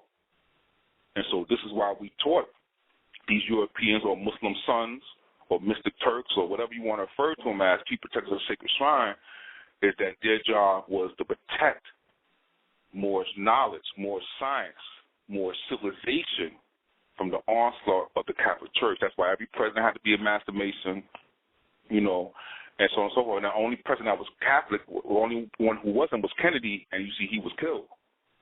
Because theoretically, you couldn't be a Catholic up in the sacred shrines because it was the Roman Catholic Church that was destroying everything in the category of Moorish. The federal government is based on Moorish science. So how you going to have a Catholic up in there like that? It was just a matter of time. He wasn't going to last up in there. You see what I'm saying? There's a lot to it. There's stuff that the Europeans can't even touch. They know the ones who's way up there, they know they're just custodians, but, you know, we down here dealing with the laborers and the ones that mix the cement. They don't know they don't know the blueprint. You know what I'm saying? So they know just as much as a blind, deaf, and dumb Asiatic. Even up to the 32nd degree. So they just know some passwords, they know some grips, they know some stories, but they don't know the paradigm underpinning that whole thing to bring it all together and make it make sense. So we Moors, we played a key role. We was the ones who they said will wake up after that 500-year slumber, 1492, 1992. We wake up. All of a sudden, young brothers are coming to Harlem. Seeing young brothers out there with pure feathers and turbans. How many brothers used to come out there? We used to cross from the police. Like, what's this? What y'all into? What's this about? They said, what's your book? You know, what's your holy book? I go to them, I said, this is my holy book. Pointing to myself, I said, this is the book sealed with 7 seals, 7 chakras. This is our holy book. They was like, what's this about? You know, this is the time, or you know what I'm saying. So this, I give thanks to y'all young brothers, what y'all doing. Y'all have received the baton, and y'all carrying it forward, which is good. I love what y'all doing out there. Keep up the good work. Honest, indeed. Yep. I wanted to bring up something that you was touching on earlier, though, about the timeline and the time span. That's something that I actually started to recognize as well, because you know, 2000 once you add the AD and the BC into the aspect of things, it really just corrupted. It just corrupted the whole timeline. That's why when I was doing some research into the Mayan calendar and cross-referencing that to other events, and it adds up almost in a way that's real uncanny, because when I looked into the origin of the European, when they say they come in at the Paleolithic age, they make you think the Paleolithic age is, you know, millions of years old, but it's only 6,000 to 8,000 years old. So it fits right into the time frame of when they first came on the scene. You know, they weren't really around in any civilized societies. And so when you brought up the stream and the underground and the fountain, and them actually being able to, you know, graft themselves into our history and our realities, it fits right in perfect timeline with bumping the Punic Wars and those other different things to the proper time schedule, because they didn't come on the scene literally until 6,000 to 8,000 years ago with the Paleolithic age. If anyone did any etymological research into it, it'll let you know that period started in the 6,000 to 8,000 years ago. I did some research on that in the Oxford Dictionary, so that's definitely 100% correct. I just wanted to touch on that. Yes. You know, these timelines, it's going to be a lot. It's going to take teams and teams of brothers and sisters research. It's going to take teams and teams of brothers and sisters researching this information, because it's been so screwed up. I mean, we know I know how they did it, and the formula that they used. It was mainly dealing with the Jesuits, Scaliger and Petrarius, and the formula they was using was astrology. They was using astrology in terms of breaking down ages of man and stuff like that. And what they had was a formula, and then they just plugged history into that formula. Regardless, it's like a round peg into a square hole. They just force it up in there. You know what I'm saying? And this is what we dealing with now. Is this doctored up history? I'm talking about as recent as 16th, 17th century. A lot of stuff that we are told took place in ancient time did not take place no ancient time. When they talk about the Council of Nicaea, there was no Council of Nicaea 325 AD or whatever they're saying. Or so in other words, supposedly 1,700 years ago, whatever the case may be. That what they're talking about, the Council of Trent, which took place in the 15 something. You see what I'm saying? And the decrees that was brought down with to my Council of Nicaea was the Council of Trent. So we got to move everything up. The reason why there's the so-called Dark Ages, what they call Dark Ages, where they said there was no history or nothing found, and whatever, that's a lie. See, what happened was that what existed in that time slot called the Middle Ages or Dark Ages, they moved to ancient times, and they called it ancient Rome, and so they left a hole there. Where there was no other record. In other words, the records of that, if you took the records that was found now of this day and time and ascribed it to, let's say 1500s, then you leave in a 500-year gap with a hole where there's no records because you don't ascribe those records to another age. That's the reason why there was so-called dark age. There was no, honestly, there was no dark, quote-unquote, dark age as they say. The dark ages is the result of the doctrine of the chronology of the history and taking what was existed in the Middle Age times and putting it back ancient times. You see what I'm saying? Herodotus, all that. Herodotus that was no 500 BC. That was 1500s on. And so this is the game. So you see the mess. You see the mess it is. I know I would need a team to take different parts of it because it's so. In other words, once you have the formula, I know the formula. I know what they did. But now to work out the details of it, that still remains to be done. So yeah, I know there's a lot of other Moors that are putting groups together to actually start to work on and reconstruct this history in the proper format. I know I'm one of them as well. We got a treaty research team. That's one of the ways that I found that we track a lot of events because through the treaties we can actually find out who was dealing with each other, what kind of commodities and different things they were dealing with, and that's sort of like the undercurrent to some of the stuff that you were just talking about as far as how they grafted these timelines out of astrology, because that's important. When I do a lot of research as well, even amidst all the chaos of the timeline dates, it seems to me that it wasn't until the Civil War that we actually completely was subjugated as an empire. Because there's various references out there when you even talk about the Ethiopian regiment in the American the American Revolutionary War, and then you also discuss even in the movie Sahara how they showed that a Civil War ship was found in in North Africa in the middle of Mali, and when you do some research into it, anyone does some research into it. It was about 200 to 300 years ago, maybe 4 to 5, I'm not sure, but what my research shows is 200 to 300 years ago, the Sahara Desert was completely fertile. It had a big sea in the middle, and I actually found this, I think it's about 1700, they say it's 1700 years old, a map, a Nigerian map of the actual continent, and it has a big lake in the middle of North Africa. Oh, yeah. That's right. That lake was definitely there. Now, some give different timelines for that lake. From what I've seen, it seemed that there was a series of worldwide cataclysms around 1500 BC, 3,500 years ago. A European scientist by the name of Velikovsky speaks about this, but it's hard to get a hold of his works. But there was some type of cataclysm that took place, and it's actually in the geological record that shows 3,500 years ago there was some type of destruction, and it manifested differently on different parts of the globe. So you had the volcanoes of Santorini and so on and so forth in the Mediterranean going off. You had the flood mentioned in the Bible. You had the 10 plagues of Moses. You had the sinking and destruction of Atlantis. All these legends are local descriptions of a series of worldwide calamities that took place, and these particular cultures described it, how it affected them. Some experienced earthquakes, some experienced land rising and sinking as in the midst of Atlantis, some experienced volcanic eruptions, some of what is described in the 10 plagues of Moses. You'll find these cataclysms that took place. This is why Prophet Noah Ali said that the pharaohs of Egypt reallotted the land.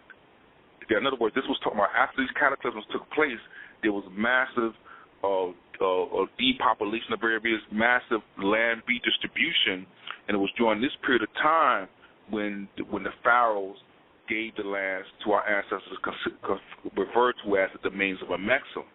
That's where our birthright comes from. It comes from that allotment of the land after the floods, after the destruction by the pharaohs of Egypt, who at that time, by the way, were Canaanite and Moabite. And this gets into what they call the Hyksos. The Hyksos, what they refer to as the so-called Hyksos and so on and so forth. See, the Hyksos, what they refer to as the Hyksos is when all those tribes that was in Arabia and Mesopotamia and so on and so forth picked up and came into Egypt because of the cataclysms. They thought the Hyksos was some Europeans who came and destroyed Egypt because they saw that the statues and all that stuff were destroyed, the temples were destroyed at that time, but it wasn't the Hyksos that did it, it was the cataclysms that did that. And when they came in, they reestablished law. They declared martial law and reestablished order and ruled there. And so when it says in chapter 47 of the Moorish Holy Quran, where prophet says that the pharaohs gave land to the Canaanites and Amorites and their brethren joined them and so on and so forth, they themselves, the pharaoh who did it himself was of them. You see what I'm saying? And this is why you get in West Africa those different tribes of Khan, Ashanti, so on and so forth, claim Hausa, claim that they came from on the other side of the Nile. You know, the Hausa say they came from Yemen and all that stuff like that. This was dealing with that period of time when they first came over, stopped over in Egypt, ruled as the pharaohs there, and they continued it over into West Africa. You see what I'm saying? This is why the Hyksos kings, you see, they had Moorish names, Yaqubil, one of the actual kings had a name Yaqub, one of the Moorish pharaohs. If you go to the fifth book I wrote on the Journal of Moorish Paradigm, the actual fifth book, I did a list of Hyksos kings. They had names like Shalik. They had names like Malik. They had actual Moorish names. That's interesting. You know, that's real interesting because on the previous show that we did on my show, The Liberator Radio, we was discussing the Meshwesh people that the Egyptians called the Ma, and they referred to as Libyans, but they came from west of the Nile and actually moved in. Just a brief reference on it, it says they would ultimately take control of the country during the late 21st dynasty, first under King Osor Khan the Elder, after an interregnum of 38 years during which the native Egyptian king Siamun and Sumenetes II assumed the throne. They ruled Egypt throughout the 22nd and 23rd dynasties under such powerful kings as Shawshank I, Osor Khan I, Osor Khan II, and Shawshank III, and Osor Khan III, respectively. Their reign only came to an end with the invasion of the Kushite 25th dynasty in the 20 year of Pi. So it definitely corroborates what you're saying about various different, natives around the locale of the capital, the capital of the empire, Egypt, and coming in and settling in. So that definitely is 100% right and exact from the research I've been doing. Yeah, this was going on, and I'm doing research now to find out whether or not, because something struck me as odd. I'm doing research now, and my research has shown me that it's a possibility that's referred to as the Hyksos may actually be a reference to the Islamic invasion of Egypt. because one of the ones who came in there, his name was Il-Walid. Il-Walid. Wow. And it said Il-Walid, who was he said he came into Egypt, conquered Egypt, then he went to North Africa and West Africa. Wow. To me, that sounds like this Islamic thing. Exactly. You feeling me? You feel, the now, first that flood, be the case now. If the Hyksos invasion is actually talking about the Islamic invasion, now that moves everything up. And what we may eventually find is that what is referred to as ancient Egypt, I'm telling you, may actually be contemporary with Shanghai, Ghana. All these may have actually be contemporary. At the same time. Yep. Yes. Timbuktu. I mean, I put my money on it that it is because you're probably definitely way along in your research studies than I am, but that's what my research and studies is leading to. Is actually, especially in the book White Slavery in the Barbary States, it gives the exact coordinates for the correspondence of what was going on across North Africa from Egypt to the west on over to the Americas in the same exact coordinates. And one of the things that I'm finding is there's a lot more that happened here than over there. But I don't want to go too far on that until I come out with some. I got some other hidden facts that could confirm that. Now, just with that book that you're reading now, of dealing with the white slaves in North Africa. When I first got hold of that book, I read that book in conjunction with another book called White Captivity, talking about European enslavement under the Iroquois Confederacy here. Wow. Now, the name of the book is called White Captivity. Read those two books together, because at that time I read those two books together, and I kept seeing what's happening on one side of the Atlantic, what's happening on the other side of the Atlantic. Exactly. The Atlantic book is a cosmic mirror. What's going on one side is going on the other side. Look at the French-Indian War. Every of the so-called French-Indian War had a name over here in this hemisphere, and they had a corresponding name on the other side of the Atlantic. Right.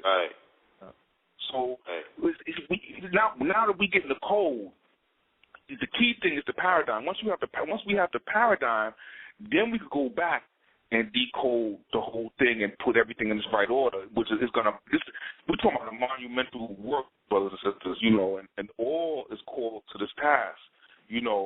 But I myself and others of my age, what we doing is just laying out the paradigms.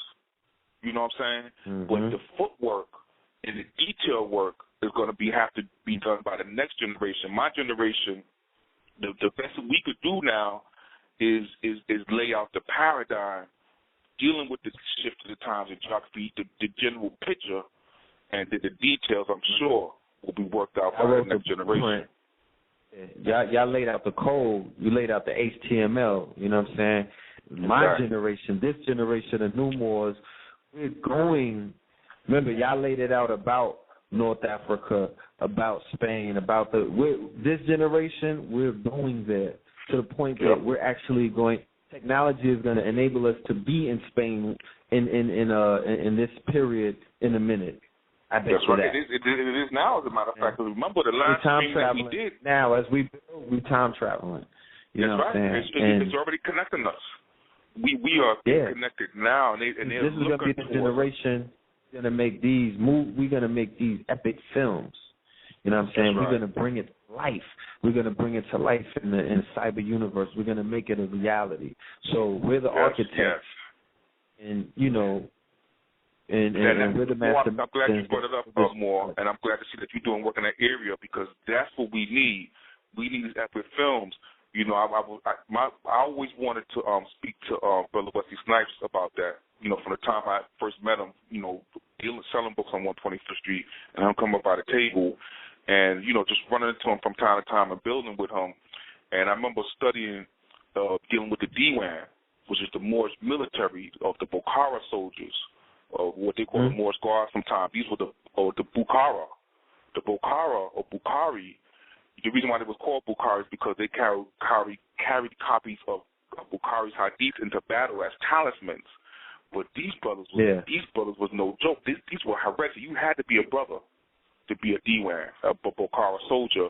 And all the movies we go see about dealing with the samurai and stuff like that, I said, imagine the movies that could be done dealing with the palace and the palace intrigues and this and that and different rulers, Mullah Ismail and the different Bokhara soldiers. Because Mullah Ismail, he wanted to know, he asked one of the sages, he said, why was those Moorish emperors in the past so powerful? Why was they so powerful?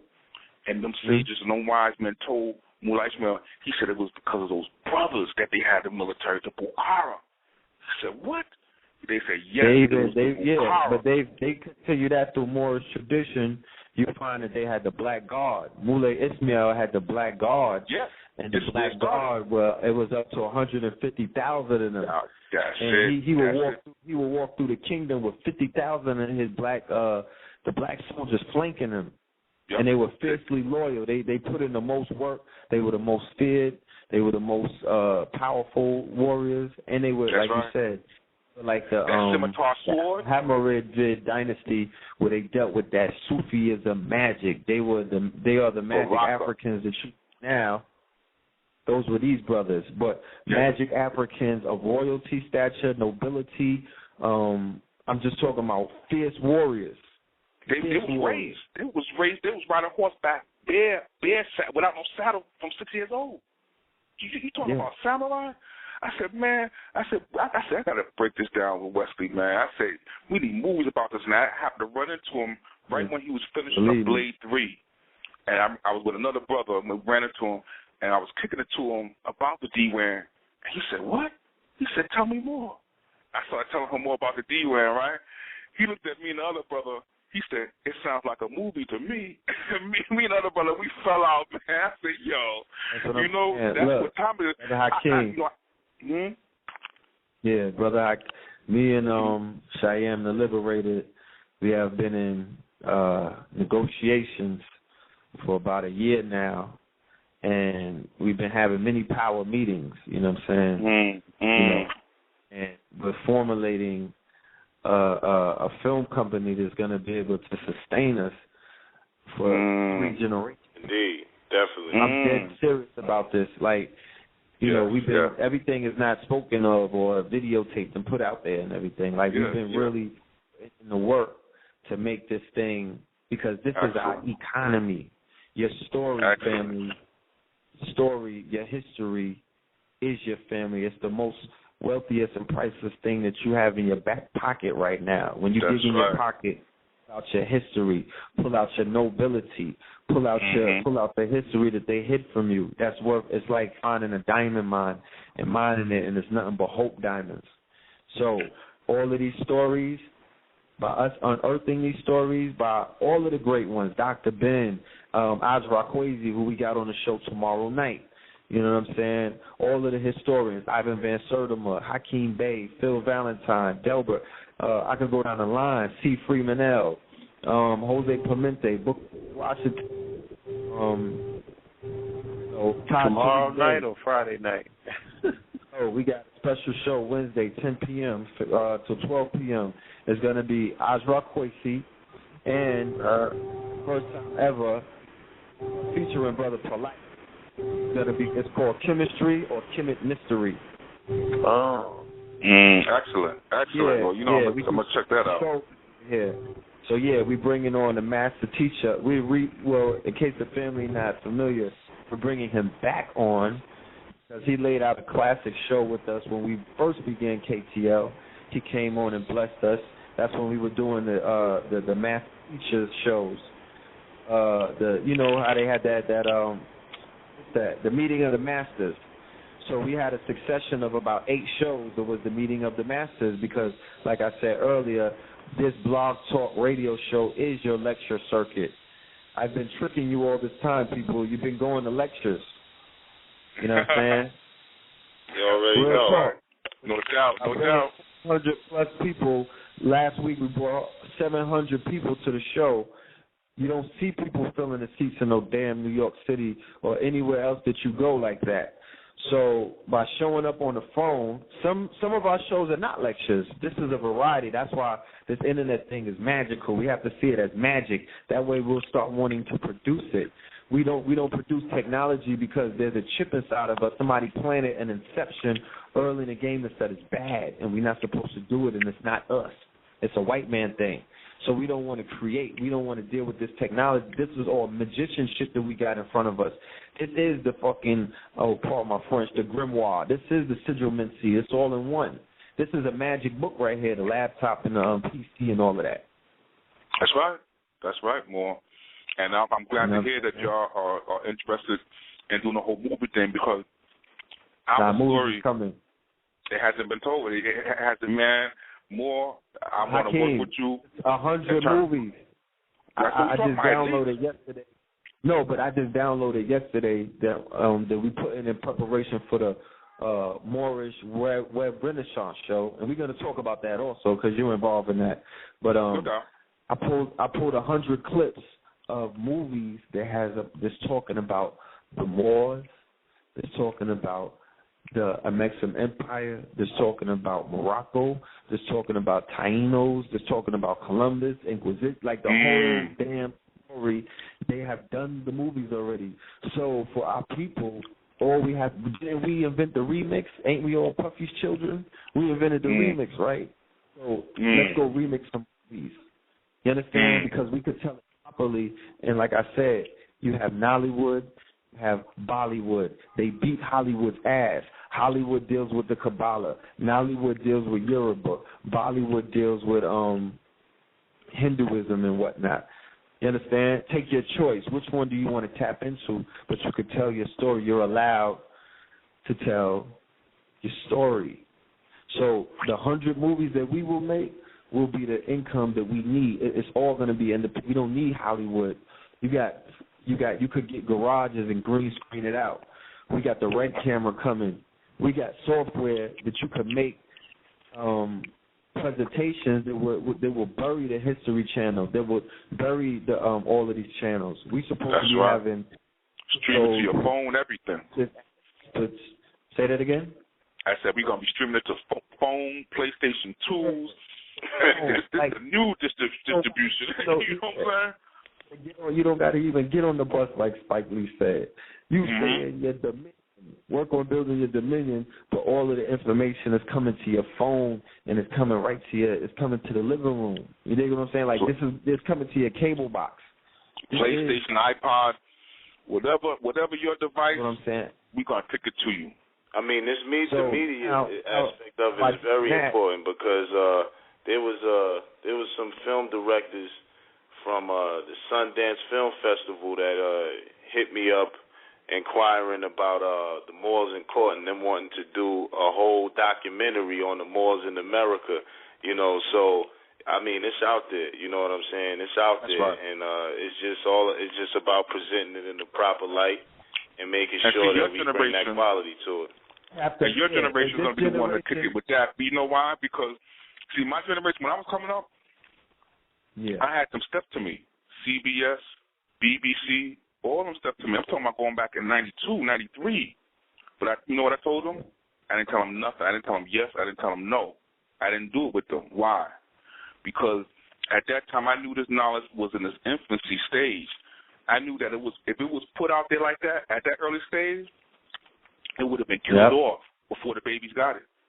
So you know what? I said, you know, if I was in the mindset of I want to be famous, also when BBC, they right on 121st Street, right from Apollo, they came to me. They said straight up, we want to do a documentary about the Moors. I told them no. I said, right now, my only concern is spreading this information directly to my brothers and sisters far and wide throughout this country first. Let them get it first. And then from there, we'll bring it to the world. So I denied it at that time. You know what I'm saying? So it could live to this time so that it wouldn't be sabotaged. It wouldn't have been killed in the womb. It wouldn't have been a stillbirth. You know what I'm saying? But now is the time for y'all to step out because now it's far and wide. It don't make no difference. They could kill me. Whatever. It won't make a difference because it's out there. The information. Remember, earlier this year, after the Haitian earthquake, you had an earthquake in Grenada, in Al-Andalus, right underneath Grenada. It was an It was an earthquake. When you do the Moorish science to that, that means that there was an awakening of the sleeping giant. The sleeping giant is buried in Spain. You know what I'm saying? Is the giant of the world, the Moor, went to sleep. Hiram Abiff went to sleep inside of Spain. Nowhere else. Well, that's right. But that King of Granada, when he turned those keys over. That's right. But when that King of Granada, when that Boabdil, the unfortunate one, who had an internal strife with his father and his uncle. It was a power grab from the inside. He was born, and they said that they gave him his fortune because we were reading charts in Moorish Spain. We were dealing with astrologics. You would go to oracles, and you would go to get your chart read and whatnot, and they would tell you your destiny up until when you were going to die. Everything. Right. And they told him from the beginning that he would be responsible for losing the kingdom and whatnot. The Moorish king, the whole picture this. Picture you a king in your infancy, in your early stages of life, and they're telling you that the whole Moorish kingdom will end on your watch. You understand? And he carried that deficiency in his mind, that inception, and that shit made him one of the most, lamest kings in history. And when we talk about him in the Moorish the Moorish Renaissance web show, I'm gonna show you. I'm gonna break down that whole story right there, because that story in itself, that one story of the battle between it was Boabdil, who they also called Muhammad X, and it was his father. Damn, I'm trying to get the name. And it was his uncle Zaraka and whatnot. And it's a very interesting story. You know what I'm saying? It's a story the legends are made out of. It's an epic story. Who was looking at the whole thing transpire over the hills? Columbus. Watching the whole thing transpire because he wanted to raid those libraries. And Isabel and Ferdinand had captured Boabdil earlier in the campaign where they lost the castle and whatnot. I forgot in which province. But he got captured, and he was basically a vassal of theirs for a long time, and he promised them, like he was really the prototype of what we would see as the ultimate traitor, treasonous, you know what I'm saying, the agent, the provocateur, the cipher from the Matrix, the enemy within. You know what I mean? Because his whole intention was to basically lose the empire. And, divine law governs all. 1492, here's Christopher Columbus watching the whole thing transpire because he kept trying to tell Isabella and Ferdinand. He said, while you season what the Moors have over here, he said, send me to the other side to claim what the Moors have over there. He said, because they got it going on over there. He said, even Don Juan, King of Portugal, told him that the Moors are on the other side there. They have 7 cities of gold, 7 cities of Cibola. They trade back and forth across the island with their West African brothers, and they got it going on. Did you hear? Did you hear the beginning of the show when I read the letter from the book called the Sea Map of the Ancient Sea Kings, where it talked about? I didn't hear that part. I'm just going to give you the brief rundown of it. Pretty much, this letter was a letter written to the Secretary of State in 1932, based on a conversation that this person, Charles, had with a Turkish representative for a congressional historical museum type of thing they had going on. They wanted to trade some maps back and forth, and the Turkish guy told him he had some maps from 1513.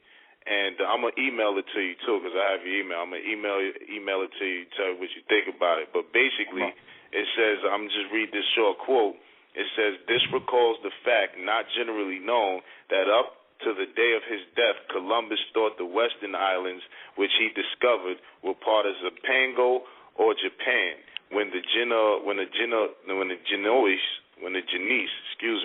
authorities refused him, he next applied to the Bey of Spain, who finally gave him 2 ships.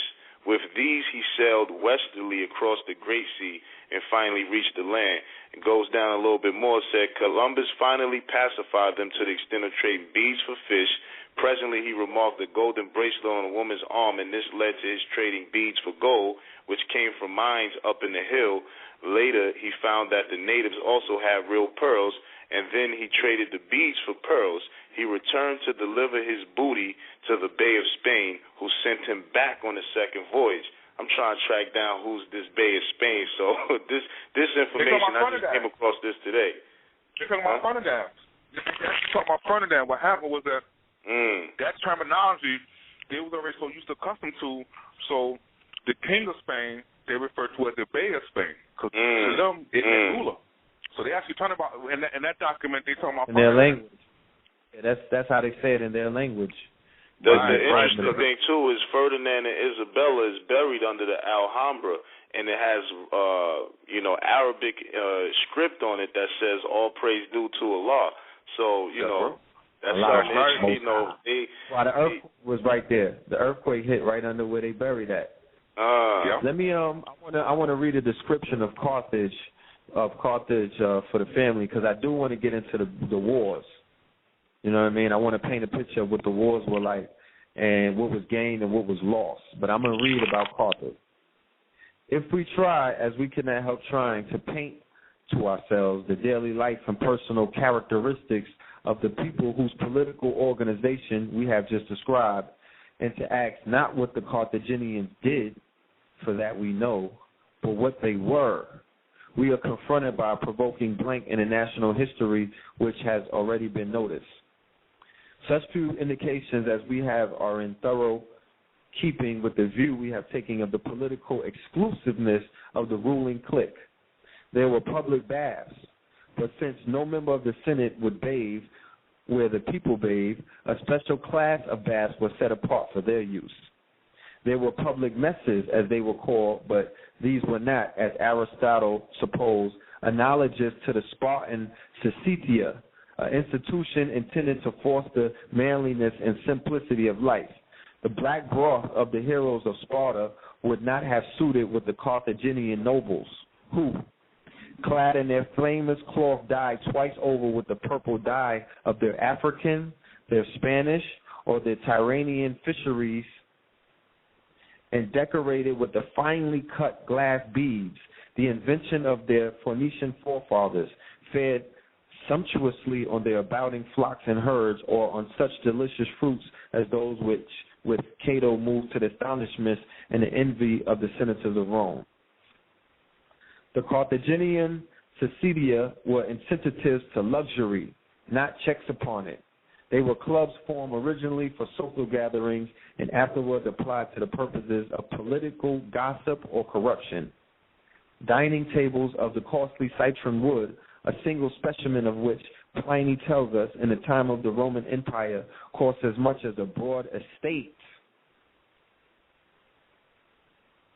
must have been common amongst those who monopolized the commerce of the countries where along the Citron Creek grows. Gold and silver plate cannot have been rare amongst those who controlled the rich mines of Spain, and to whom their ambassadors reported, with a touch of scorn, upon their return from Rome, that they had been hospitably entertained by senator after senator, but that one service of plate had done duty for all. Objects of fine art, statues and paintings and embroideries, there were abundance at Carthage, but they were the work of Greek, not of Phoenician artists, and their abundance indicated not so much the genius, critical or creative, of the Carthaginian community as the number of Greek towns, Selinus and Hemera, Gala and Argretium, sacked in the Sicilian Wars. Carthage was beyond doubt the richest city of antiquity. Her ships were known to be found on all seas, and there were probably no important product, animal, vegetable, or mineral of the ancient world which did not find its way into her harbors and pass through the hands of her citizens. So I'm gonna just end it right there. Who does that sound like? When you look at all of this Roman, all of the treasures that they have, all of the gold works that they have, and things of that nature. Think about Carthage. Think about the Phoenicians. Remember that they were the ones who won the Punic Wars, so they were the ones who got the spoils.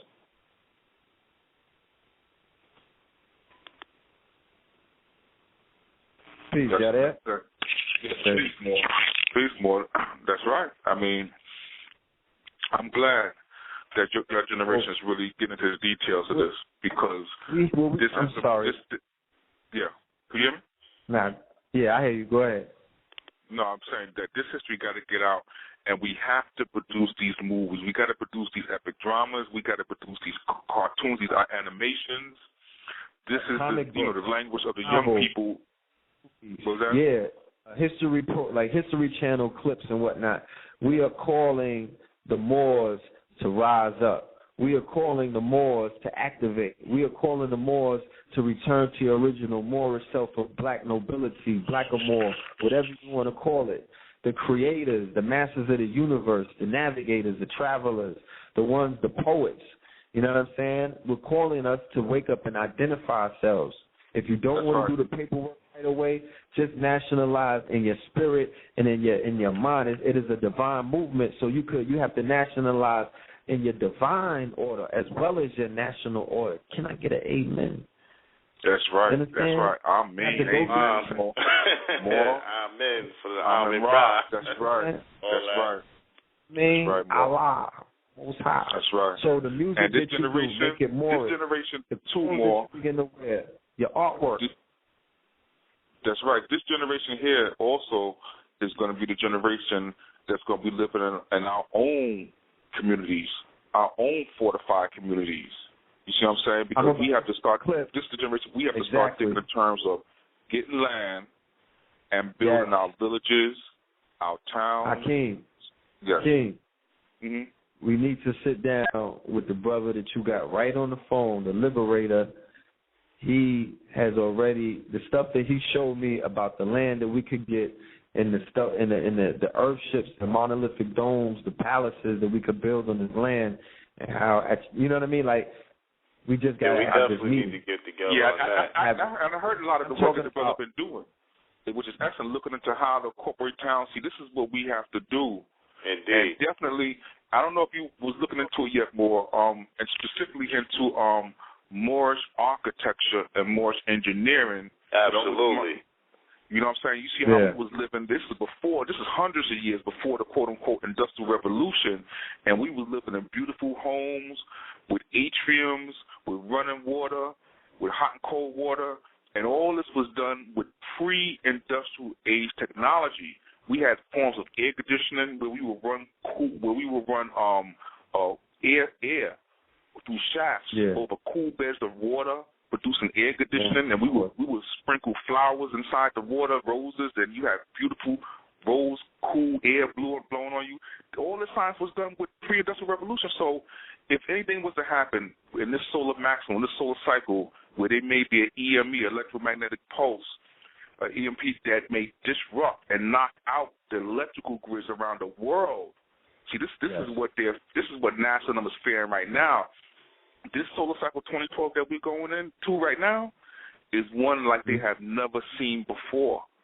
There's something going on right now with our sun, serious that's going on with our sun, and this whole system is based on the electromagnetic grids that exist on the earth right now, and they wasn't built in mind with the solar storms that will be taking place. If that goes down, that day that it goes down, we will launch into the pre-industrial revolution days, and those grids will never come up again. They will never come up. They don't even have the factories in America to build the transformers anymore. So, you know, that's interesting you bring that up and say that, because that's one of the main things throughout everything that I may put my hands involved in or get it involved in, is definitely the building of these Moorish cities once again, and the legalities and the commercial means and ways to do it is all available, and it'd be cheaper, to do it in the way that we used to do it as Moors, which is basically green eco building. But the main thing that's funny about it is like the more things change, the more they stay the same. This is what the Moors were doing when they set up the quote-unquote Carthage, and they set up these other quote-unquote city-states. You know what I mean? They was creating communities and holding it down. And that's essentially what we have to do in order to move back into position in the global scale of things. We have to start creating those particular communities so that we can begin for the fall that's already doomed and destined to happen, so that if it does happen, you know, like you said, it'd be virtually impossible to come out of the pre-industrial age, because the prophet said we were going back to the horse and buggy days. That's the key. My thing is, what's stopping us from getting our Dr. York on? You know what I'm saying? Yeah. Like, what's stopping us from getting some land and building some monuments on that land? Like, what's really holding us back when somebody dedication, like Dr. I would York, say dedication, focus, concentration, and discipline. It's not like it's so many of us, brothers and sisters, that I've come across, and everybody has a piece of the puzzle. It's about discipline, focus, concentration, and determination, because it's not that the resources are lacking. It's not that the knowledge and the know-how is lacking. It's those components, you know what I mean, that makes pretty much the difference between success and failure. Just briefly, it's funny you bring up why can't we get our Dr. York on. The 144,000, they gave me a link yesterday, put me on to some particular information about, it's a Brazilian town, I can't even name it properly, but the federal government of Brazil gave them a whole lot of land around the capital of their, government, which is in the center of the country, and she's a psychic, allegedly. She had visions that Nebraska would be the capital of the United States after the cataclysms, and that Brazil would be the capital of the Western world. And based on that, her making those predictions, they gave her a whole bunch of land. They got pyramids up out there. They got all kind of stuff. So it's not that it's not like it's not being done. Even when I was told, I'm gonna do another show on this too as well on certain aspects of it. But when I was going in on the El Moro project and sustainable communities on the Liberator radio show, the fact is the green agenda or Agenda 21 that the United States put out, they're putting that all green eco-development companies have full corporate immunities. And the Pope, you got to check out the Earth Charter, because Maurice Strong, the UN head at that time who was heading that, said he want the Earth Charter to have the same impact as the Ten Commandments. The one world order, negative or positive, is all about being able to be represented as a global society, one global society, so that they can interface with the galactic societies. I mean, I'm not going far off here, but that's the whole point of it, because just like when people talk about the Moors, we need to get our stuff together. We got too many different Moorish groups. Well, that may not be the case. That's the issue. The issue is, where's the unified front at in regards to who has the representative capacity to represent all of these different, organizations as it stands at this particular time. The Pope said that if we don't, he's telling Christians, they telling the Democrats that the best way to reach the evangelical Christians is through environmental and green building and stuff like that, because the Pope issued a bull or edict saying that if you don't listen to the voice of the earth, then you can't get into heaven. So what they did is crafted whole religions, green religions as they call it, and they got the UN Compassion, where they got Muslims, Hindus, Buddhists, Christians, all of them joined on as a unified front of one religion, and they're getting extra immunities invoking the Earth Charter for jurisdiction purpose and a whole bunch of other stuff. So everything for us to make that move is indeed there. It's already in place. You know what I'm saying? I just think that it's the determination, the focus, the concentration, and the discipline and the determination to get it done. And also the correct formula, because there's been many different attempts in different ways. Y'all mentioned Dr. York. There's been other experiments along these lines, and the key is going to be the formula, the correct combination, like it was mentioned in the problem book coming out of the Department of Supreme Wisdom in the Nation of Islam. I don't know if y'all ever read the problem book before. But these are all bits and pieces, part of our whole puzzle. But it mentioned in there about there's, so-and-so millions of rusty locks, and some of the locks can't be open, some can be open, so on and so forth. It's talking about us in terms of the rusty locks, you know what I'm saying, and whether it was a prophecy, whether or not, the prophets in the end times will be successful in unlocking those rusty locks, And so the key thing is going to be the formula. Prophet Noble Drew Ali gave us a very, very valuable formula in terms of setting up these communities. And the key that he gave us was to do it on your divine side, and the other part is it must be under a trust. Those are the key things that if we form communities, we dealing with land and we dealing with resources, it all must be under trust. And all those on the land must be both trustees and beneficiaries of that trust. And by it being set up as a trust, it can never be squandered, sold, or anything, because it's under trust. This is how the Europeans managed to rob our lands. When you look into the Dawes Commission and these different commissions that was done, the key to it was they said that you no longer hold your lands jointly. Instead, we will allot individual plots to individual families. Boom. That was it right there. That was the destruction of the trust.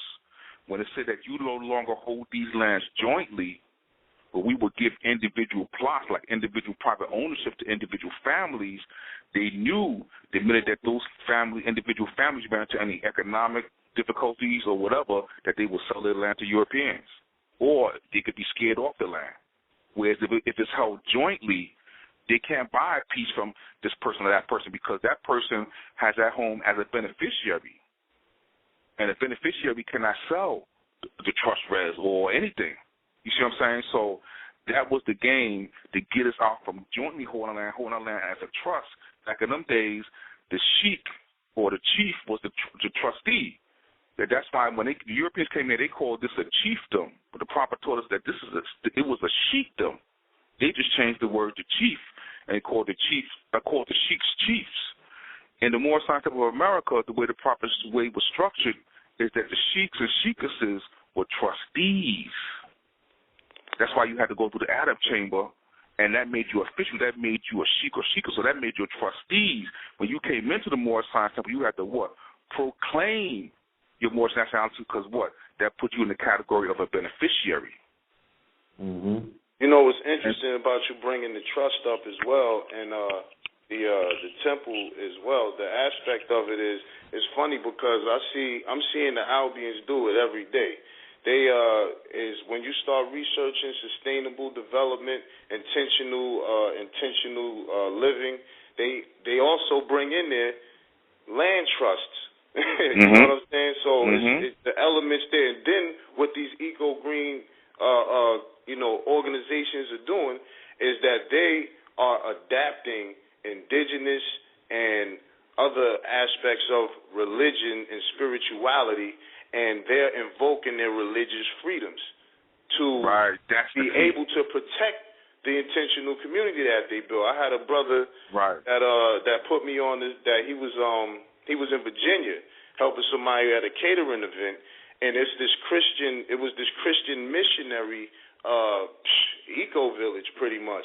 They train the missionaries and then send them out all over the world. There you go. Got about 600 acres and about 1,500 people living on it, and they still got, I think, 76 of it is the only amount that's being used out of the whole 600 acres.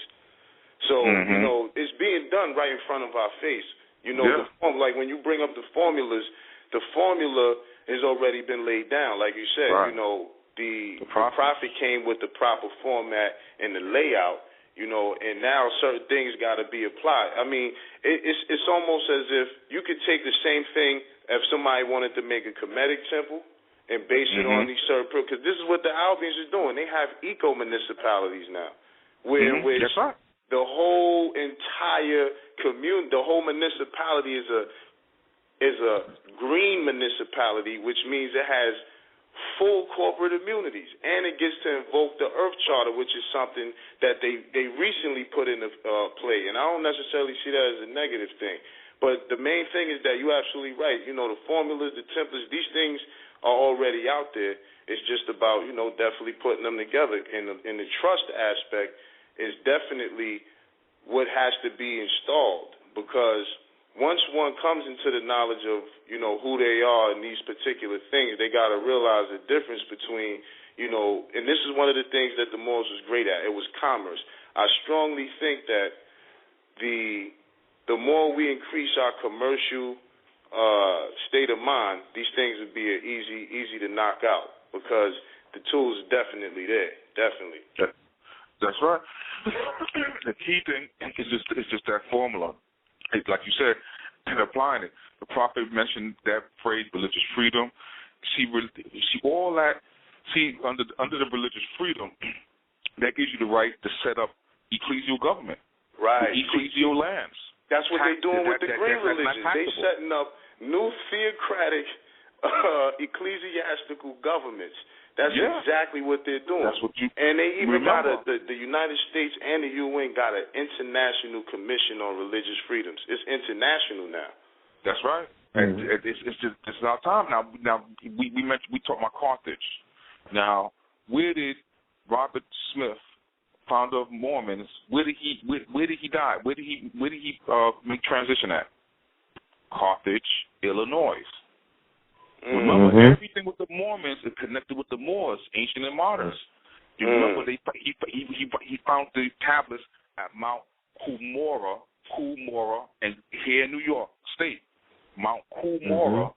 It was revealed to him by an angel named Moroni. They call themselves Mormons.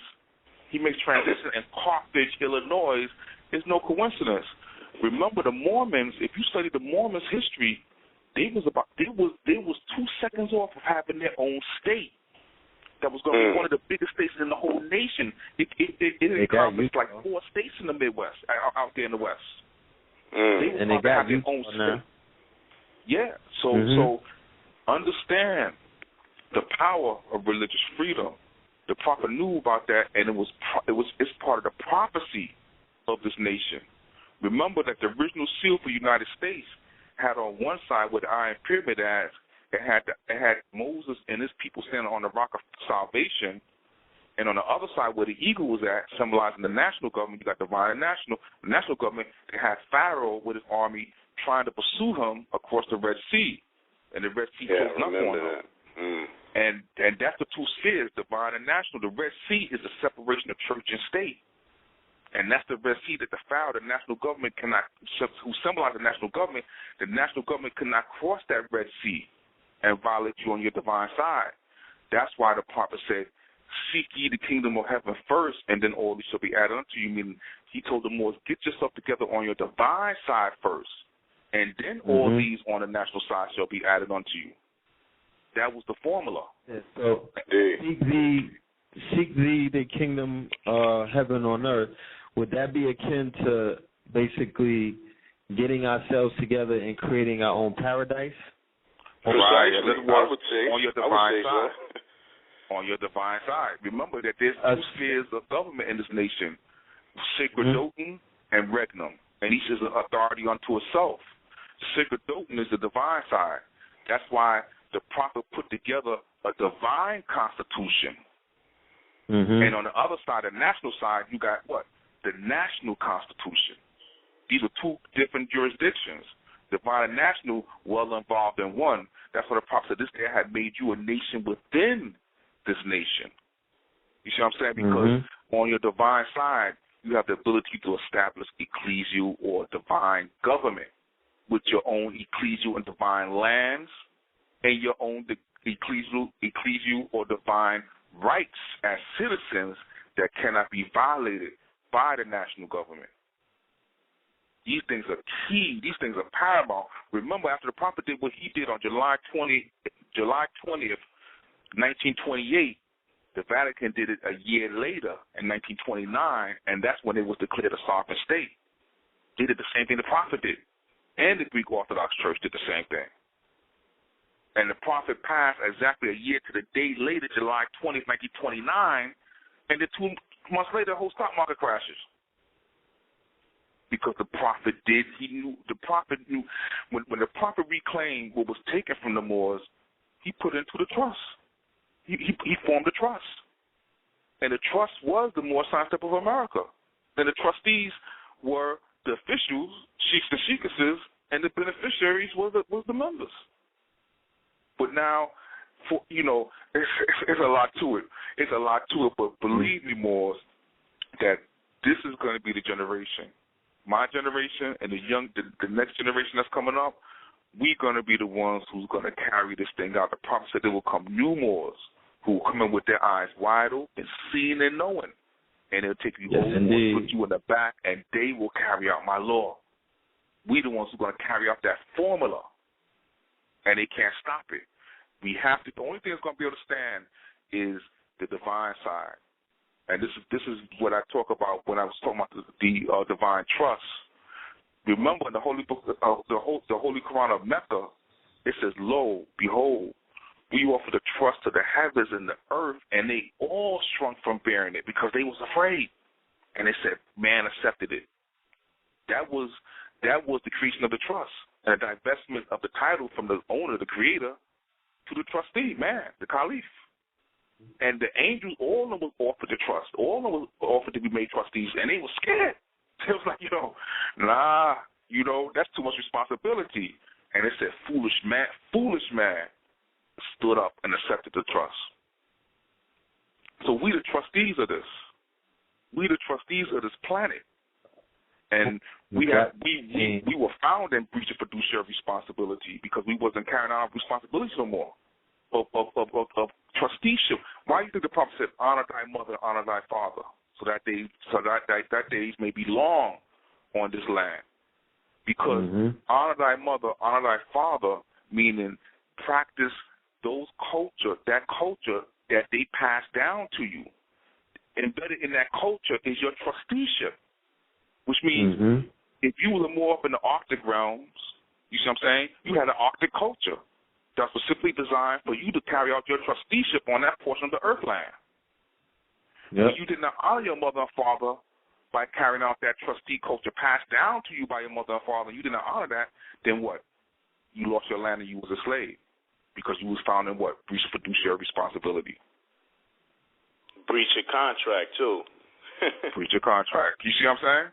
Indeed. So that's what it's going to boil down to. Trust is a covenant like the one with Abraham. Exactly. This is what we got to return the earth back to. We got to return the earth back to trust government. These geopolitical lines that was drawn by the Europeans sitting up in meeting rooms, cutting across tribes and nations, we're going to reestablish things based on ecological or eco zones. Yeah, they call it. Check it. They got something. The worldwide wildlife something, WWW, WWF or something to that capacity. That's what it is, right?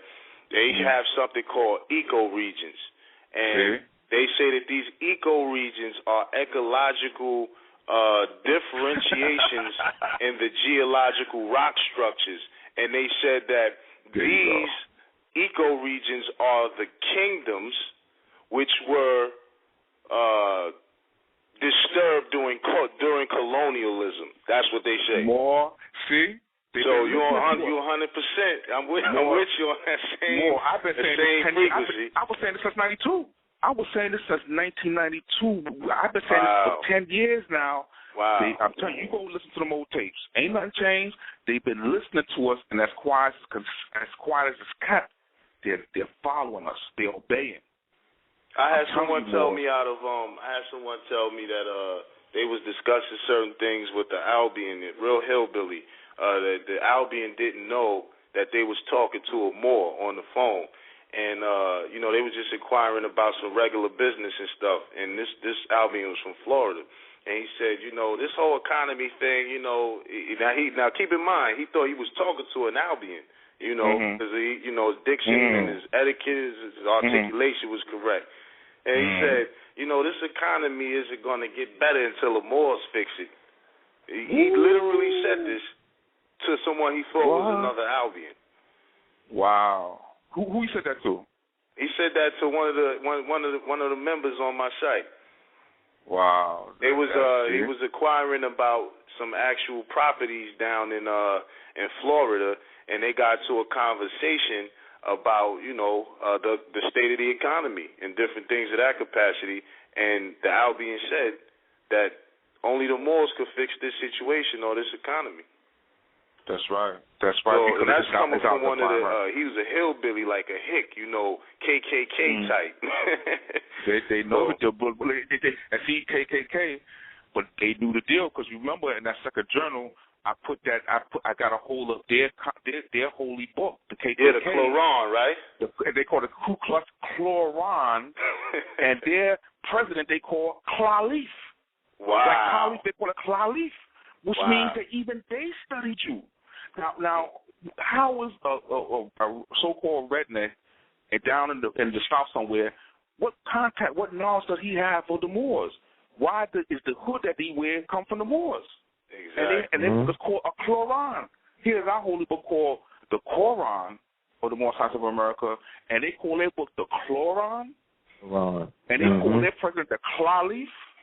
It's crazy. Moors, we don't realize who we are. We don't realize who we are in the state that we have in. We have divine rights, a divine inheritance that's tied in with our blood. It's tied in with this land. It's tied in, and they know that what they're doing now is just a semblance, like what Hakim Bey said, that they the jury over the wealth of the Moorish nation. All that wealth they speculate with, all those banks, all that wealth, they're just fiduciary agents. They don't own that wealth. They just manipulate it and invest it and try and make money off of it. So it's like you make a deposit at a bank. The bank is the fiduciary agent that manage your money. You made the deposit. If you got hit in the head and forgot you had an account there, they don't care. They still going to continue managing it and investing it and whatever, until you wake up and make a withdrawal. And that's what's going on right now. We have the greatest account. We have a national treasure in our name, and we sleeping and don't even realize it's ours. And others is just out there just squandering and playing games with our wealth, portions of our wealth. Because the prophet said that the Moors, when we fell from power, we had to go under mountains, and that when we come to power again, all that will be revealed again.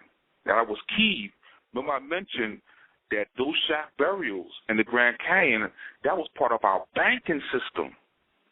Those vaults that held those bodies, the ancestral priests were like the bankers. When they put that seal on a vault with all that gold and silver in there, if the king ever needed to make a withdrawal, he would get the ancestral priest to break the seal and make a withdrawal from their tomb. Those are vaults, literally vaults. That's interesting because in Colorado, the seal on their seal they have the pyramid. They have the pyramid eye with the radiance shining as well, and it says it has a Latin term on it that says "never without the deities." And they got the mountain, they got the hammer, they got the axe, so that's Shango and all of that. So they actually, and then I was doing some research in it with the blue pill, and I don't know where this picture at, but as soon as I find it, I'm gonna put it out there. They have these two. It doesn't look like Khemet statues. It looked like something that you would imaginally think of something like in Atlantis, and it's right out there in the middle of the Colorado in the Grand Canyon, and that's one of the world's richest river sources.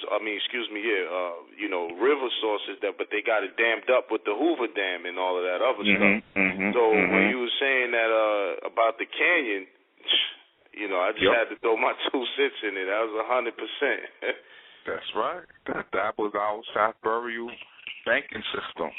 And them ancestral priests, they put them seals on there, and they first put them poisonous spores up in there, which means even if you broke the seal and broke in there, if you didn't have the antidotes that the priest would have had, you'd be finished.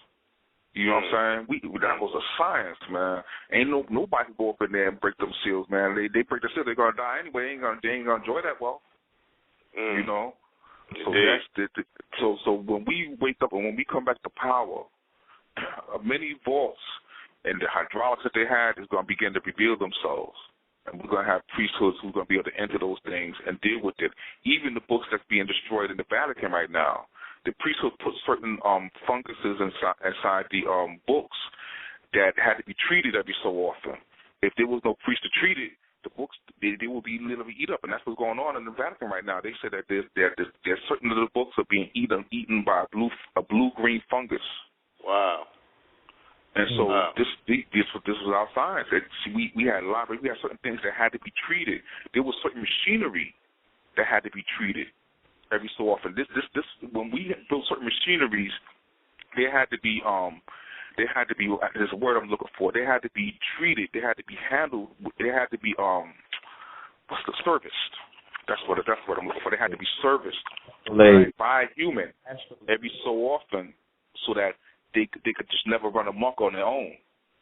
You see what I'm saying? Mm-hmm. Certain these machines had to be, and I heard that there's a certain machine on the moon that has to be handled a certain way, but the machinery that's on there has slots for 6 fingers. Wow. And so some are saying that what was sent in Roswell crash, those were suits that were sent. Those so-called beings, or whatever, with 6 fingers, I heard that those were actually suits that was supposed to be worn by those who would service that machine. I'm just giving you examples of the type of technology, but some of the machinery, some of those things deal with 6 fingers. And this is why amongst our people sometimes we have those who are born with 6 fingers and 6 toes, because that's a redaction back to an older thing. As a matter of fact, the sister that they found on the moon in that mothership, she has 6 digits. You know, so that's a whole nother science dealing with that and dealing with our ancient technology, right? Our technology, the technology before the flood, before 1500 BC, that technology before them was based on a whole different technology: pyramids, power, magnetisms, plasma, all that stuff like that. That's why after the cataclysms took place, we had to find another source of renewable energy. And that's where you would get animal domestication and human slavery. Those are renewable resources. When that machinery broke down, we resorted to that. You see what I'm saying? And then it's been an upward climb since then. The heights of which was reached during the Moors. By the time we got to the Moors were developing the technologies that will make us not dependent on human slavery and animal domestication. You know, they was working with the crystals. They began working with electricity, electronics, algorithms, computers, all that stuff during the Moorish dispensation. You know what I'm saying? So they was just taking. See, the ancient machinery prior to that wasn't based on wires and stuff like how we have it now. You know, they had machinery that was built from natural components. You know, that would just dissolve or just disintegrate back into the earth. This is why they don't find traces of that ancient machinery. You know, the Ark of the Covenant is maybe one of the last remnants from that ancient technology, because it's just wood, it's just layers of metal and organic material. You know, that produced what they later call orgone generator. You know, they say that Wilhelm Reich discovered orgone, and the orgone generator. Orgone generator is nothing but more than an Ark of the Covenant type box, but it's not as powerful, not as refined as what our ancestors did. How because it was dealing with exact dimensions and those hieroglyphics. All those things have certain meanings. You could draw certain hieroglyphics on certain substances, and it will become what they call a self-executing program. Just by drawing. That's why even tattoos are so powerful. When you draw something with one continuous stroke without lifting the pen, you line up all the domains and challenging the etheric energy a certain way, it will have certain effects. So they just knew how to take certain substances, draw certain things on it, and all kinds of seemingly magical properties would take place. And this is why tattoos are so powerful. You will etch something into your skin, and you're generating a certain type of energy. That's where they get sigils, and you get the voodoo priest through the Bebe drawings, so on and so forth. These are concepts, these are programs, ancient software. Yeah, it's sort of like natural technology as opposed to artificial technology. I see that their green movement is a whole is a shot at trying to get back to natural technology. Yeah, it's like trying to steal our birthright. Right. It's like another exactly. type of move. They know we the ones who supposed to be the saviors of the planet Earth, so they trying to preempt us. You know, they trying to circumvent us by claiming it's them. You know, like Hitler and them, they knew that there would be a Superman, these superhumans that would come about, that would bring a change in the earth. So they try to claim it was them. They try to claim the ancient Aryans were them. But the ancient Aryans were our ancient Kushite ancestors. It was the Aryans. They had nothing to do with blonde hair, blue eyes. You know what I'm saying? But they know it. They know the prophecies. They know what's to come, and so they try to claim it's them. They knew that our ancestors put together a plan for a new world order. So they claim that word, New World Order, and they turn us against our own plan. Yeah. You see the game? You see what I'm saying? So the same thing they're doing with the Green Movement now. The Green Movement is just, they study us. I mean, they stole the whole. When you research how they put it together, they had a conference in Rio. They invited all of the top religious figureheads, and then they had nothing but indigenous tribes in there consulting with them on how they should treat the planet and all these particular different things. You know what I'm saying? It's Avatar.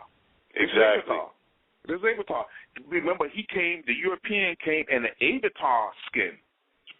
Right. To try and do all this stuff. Yeah. That's what they're doing. They're trying to pull an Avatar on us. You know what I'm saying?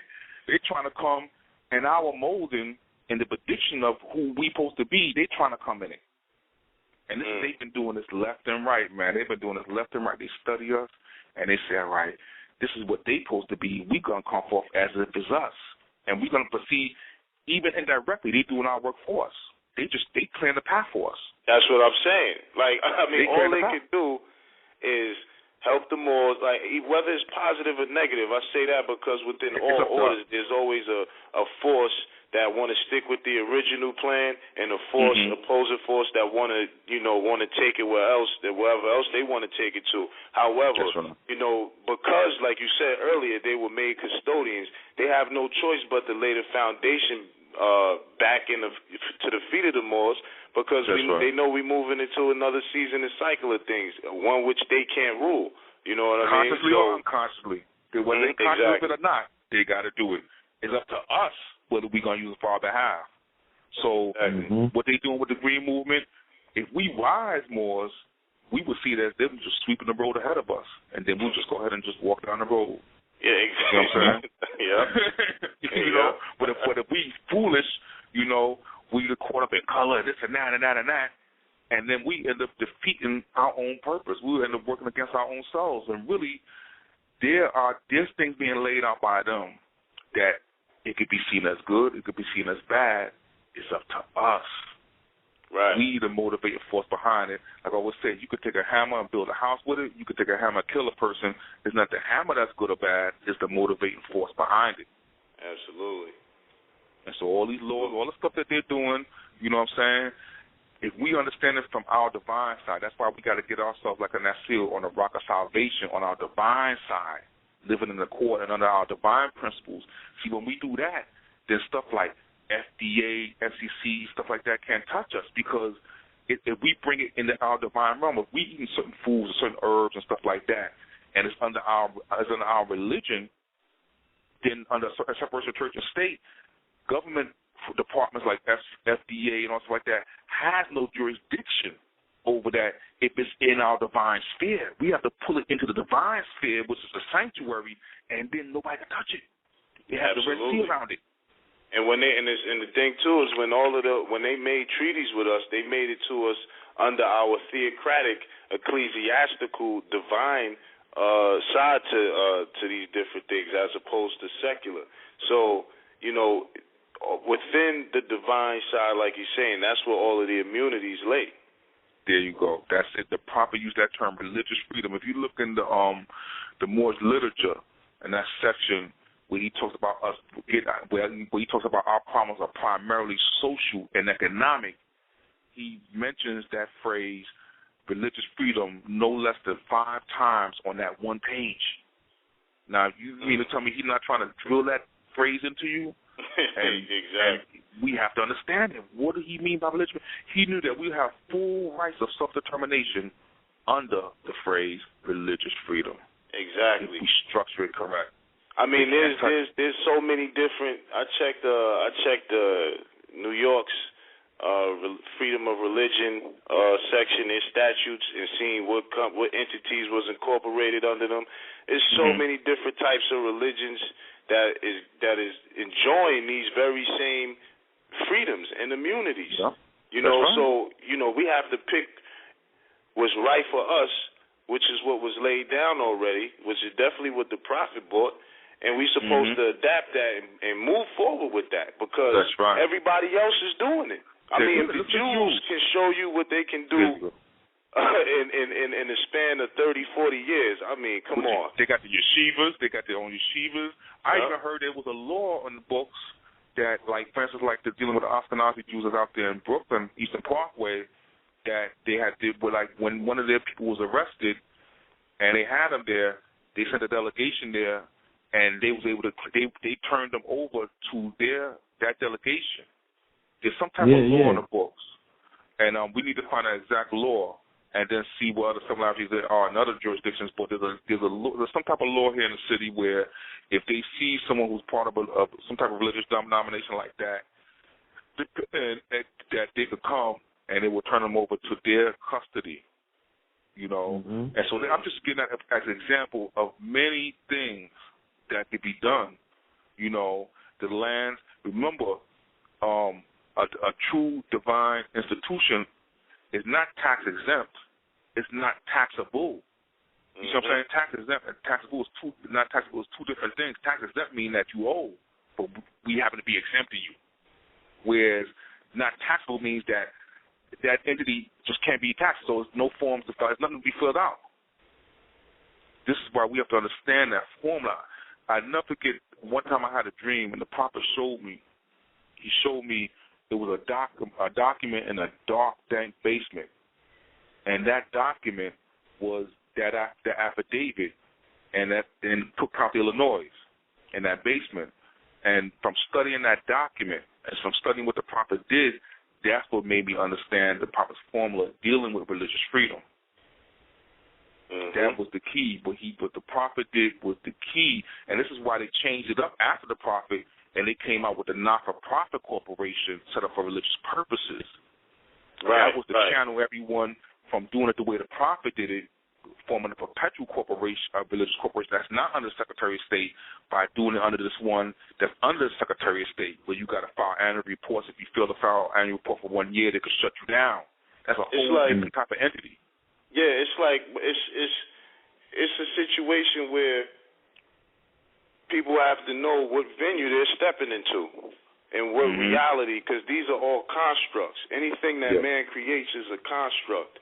You know what I'm saying? So when they create these constructs, understanding that the IRS is the Jesuits, they own the what is it? The DTCC, which $7 trillion or so dollars go through every single day. They own these particular entities, and when you go back and you find out what's going on with these treaties, what's going on with these international agreements, then you see it's all about who gets to tax who. Right. Instrumentality. Then they came out when they dropped the Religious Freedom Act, when they dropped the Religious Corporation Act, and the prophet made the filing. Years later, here they come with the Foreign Sovereigns Immunities Act, saying that anything. So you can even take your ecclesiastical. You can take the ecclesiastical into the whole entire statehood. Is how they created it. Because I mean, it's just numerous, a lot of different things. But definitely, 100%. These are the formulas that we have to work with. We have to apply. Because also keep in mind too that under your divine side, there's certain things that they cannot do. This is why, for instance, like they want to come out and they want everybody to get this chip in their arm. Or you gotta have a religious affidavit saying that's against my religion, and that's it. That's it. There is no argument. You see what I'm saying? There's also case law from California where a woman was saying that the Social Security number is the mark of the beast. She wanted to get a driver's license, but she didn't have a social security number or card. She wasn't using it, at least. So when she went to go get it, they didn't let her get it because she said she had to have an SSA card. So it went to court, and the whole court ruler says that her religious freedoms and her religious rights can't be burdened because she thinks the social security number is the mark of the beast. That's her right. That's her belief, and she don't have to have that to get the driver's license. Yes. I mean, yes, the courts. Yep, that's right. The courts cannot question your doctrine. You know, you can have a belief that, you know, every morning I got to wake up and walk up and light this tree on the trunk. You know, that's my religious ritual. The courts can't argue or even get into whether or not that's a valid ritual, whether or not that's good, that's bad. They can't even get into that issue. Their determination is to determine whether or not it falls in that jurisdiction, in that circle, and if it does, then they have to render so and so. You know. And certain things they just can't touch. And this is the power of it. Like I said, I've just began really exploring and realizing the power of it. Like even one time when my son was in the hospital, and I gave him a document sealed by the Divine Trust. And see, the last thing they want is a violation of First Amendment right lawsuit in their hand. So when I submitted that to him, saying that, you know, no medications could be given without my permission, so on and so forth, every step of the way, they would come up to me and it was like, Mr. Bey, you know, is this all right? You know, I say, and even after I say yes, they say, now you sure that's not gonna interfere with that document that you you know, and they want to make sure. You know what I'm saying? Because, and see, you know what you do? You study Jehovah's Witness case law. They crack most of the stuff out. A lot of stuff we don't even get. Why reinvent the wheel? You start decisis. Look at the case law under Jehovah's Witness. That case from California, that was one from a Jehovah's Witness. There you go. That's true. They did a lot of. See, that's why it's all the matter how you look at things. They did a lot of the footwork.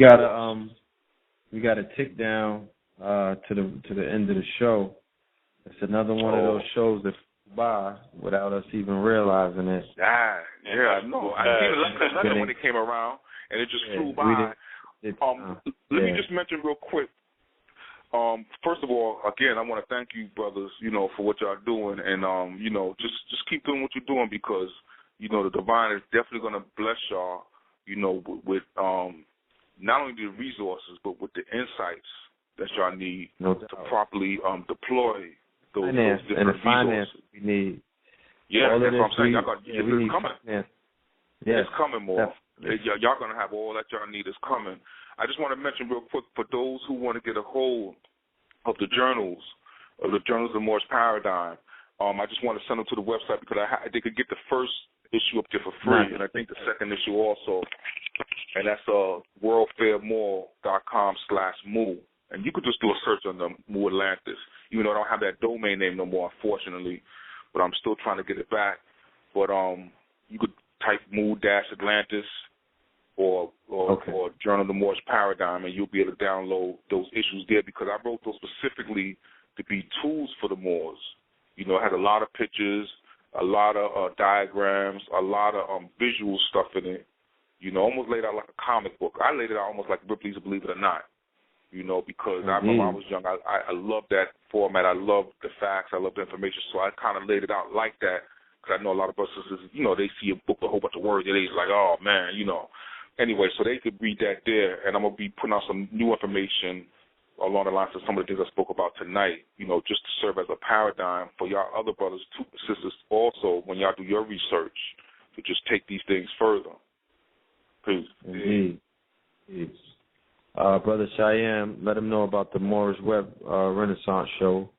Oh, yeah, definitely. Y'all can check us out October 19th, next Tuesday, Moorish Renaissance Web Show. You can catch it on Facebook. Go to knowtheledgemedia.ning.com, aboriginallawfirm.ning.com to, you know, register, get your tickets. You know, if you want to sign up for some courses, we got some syllabuses, and it's very professional. A lot of people are handing in their assignments. I'm very impressed by what I'm getting back. I mean, you know, make sure y'all check out this Moorish Renaissance web show, though, because, you know, we're going to definitely get into more details. As you all can see, you know, it's too hard to just it's not enough time to talk about this stuff and to get into the facts. So definitely catch us there, and make sure if you can't get there physically, check us out on live stream. So without further ado, I definitely want to say peace and Islam to everyone that definitely came and participated in that listened in. I want to thank Know the Ledge Media, Blue Pill, Red Pill for having me on. And I definitely want to thank the Elder Hakim Bey for dropping it. And this is the real Hakim Bey, not the other one. For the, I just want to make that clear. Man, not that. That's right. This is my true attribute. My true attribute title. Yeah. But he played a role in certain ways, in a divine way, unknowingly. But that's a whole nother story. But Moon up here the other day, so and he's coming back. So all right. the renegado is his position, and we cannot get we can't get caught up into improper education about what our past persisted of. Those are our children, and our children were always there, building with us and whatnot. They always had information that they disseminated, you know what I mean? And they always chose the father over, the so-called Albion. They always chose to side with their fathers and their mothers, you know what I'm saying? Many of them were in the front line of the wars that we fought. You know what I mean? But I want to thank you, brothers, you nobles, for coming through and, putting forth this powerful lecture that the family is definitely going to benefit from, a plate of food for them. And I just want to, before I go, the show has been sponsored by kingscounty.com. That's KINGZKOUNTY.com. KnowTheLedgeMedia.com. That's where you can receive information, because we are the red and the blue pill. So what we do is disseminate information, for free. And we also have information that you could purchase. And we will have a show coming up where we basically run the family through as to what KnowTheLedgeMedia.com is, how we're protecting the lecturers' rights, and how we put together a system where they could receive royalties for the works that they're putting forth. But we're going to get into that in the other show. Kings County is just basically, like we did in Carthage, and the way the Phoenicians did it. We're doing our merchant thing. You know what I'm saying? We have the clothing for the Moors. Those are the Moors that you could put on your clothes these days. That'll be akin to wearing a sigil. You know what I'm saying? So that sigil magic, you're waking up the memory of those that you come in contact with, and you're waking up your own DNA by having those magical pictures on your chest. So check us out, Seventh Heaven, Sea Moss, Soul Gold Water, Ocean 14. You know what I'm saying? Check us out on Facebook. Put us in Google. And I want to thank the family for coming through. Check us on our special show tomorrow. We got Azra Kwesi. I'm definitely sure this is going to be very instrumental, monumental, one that you won't forget, as well as the brother Polite. All right? So with that, I bid you Islam family. Peace.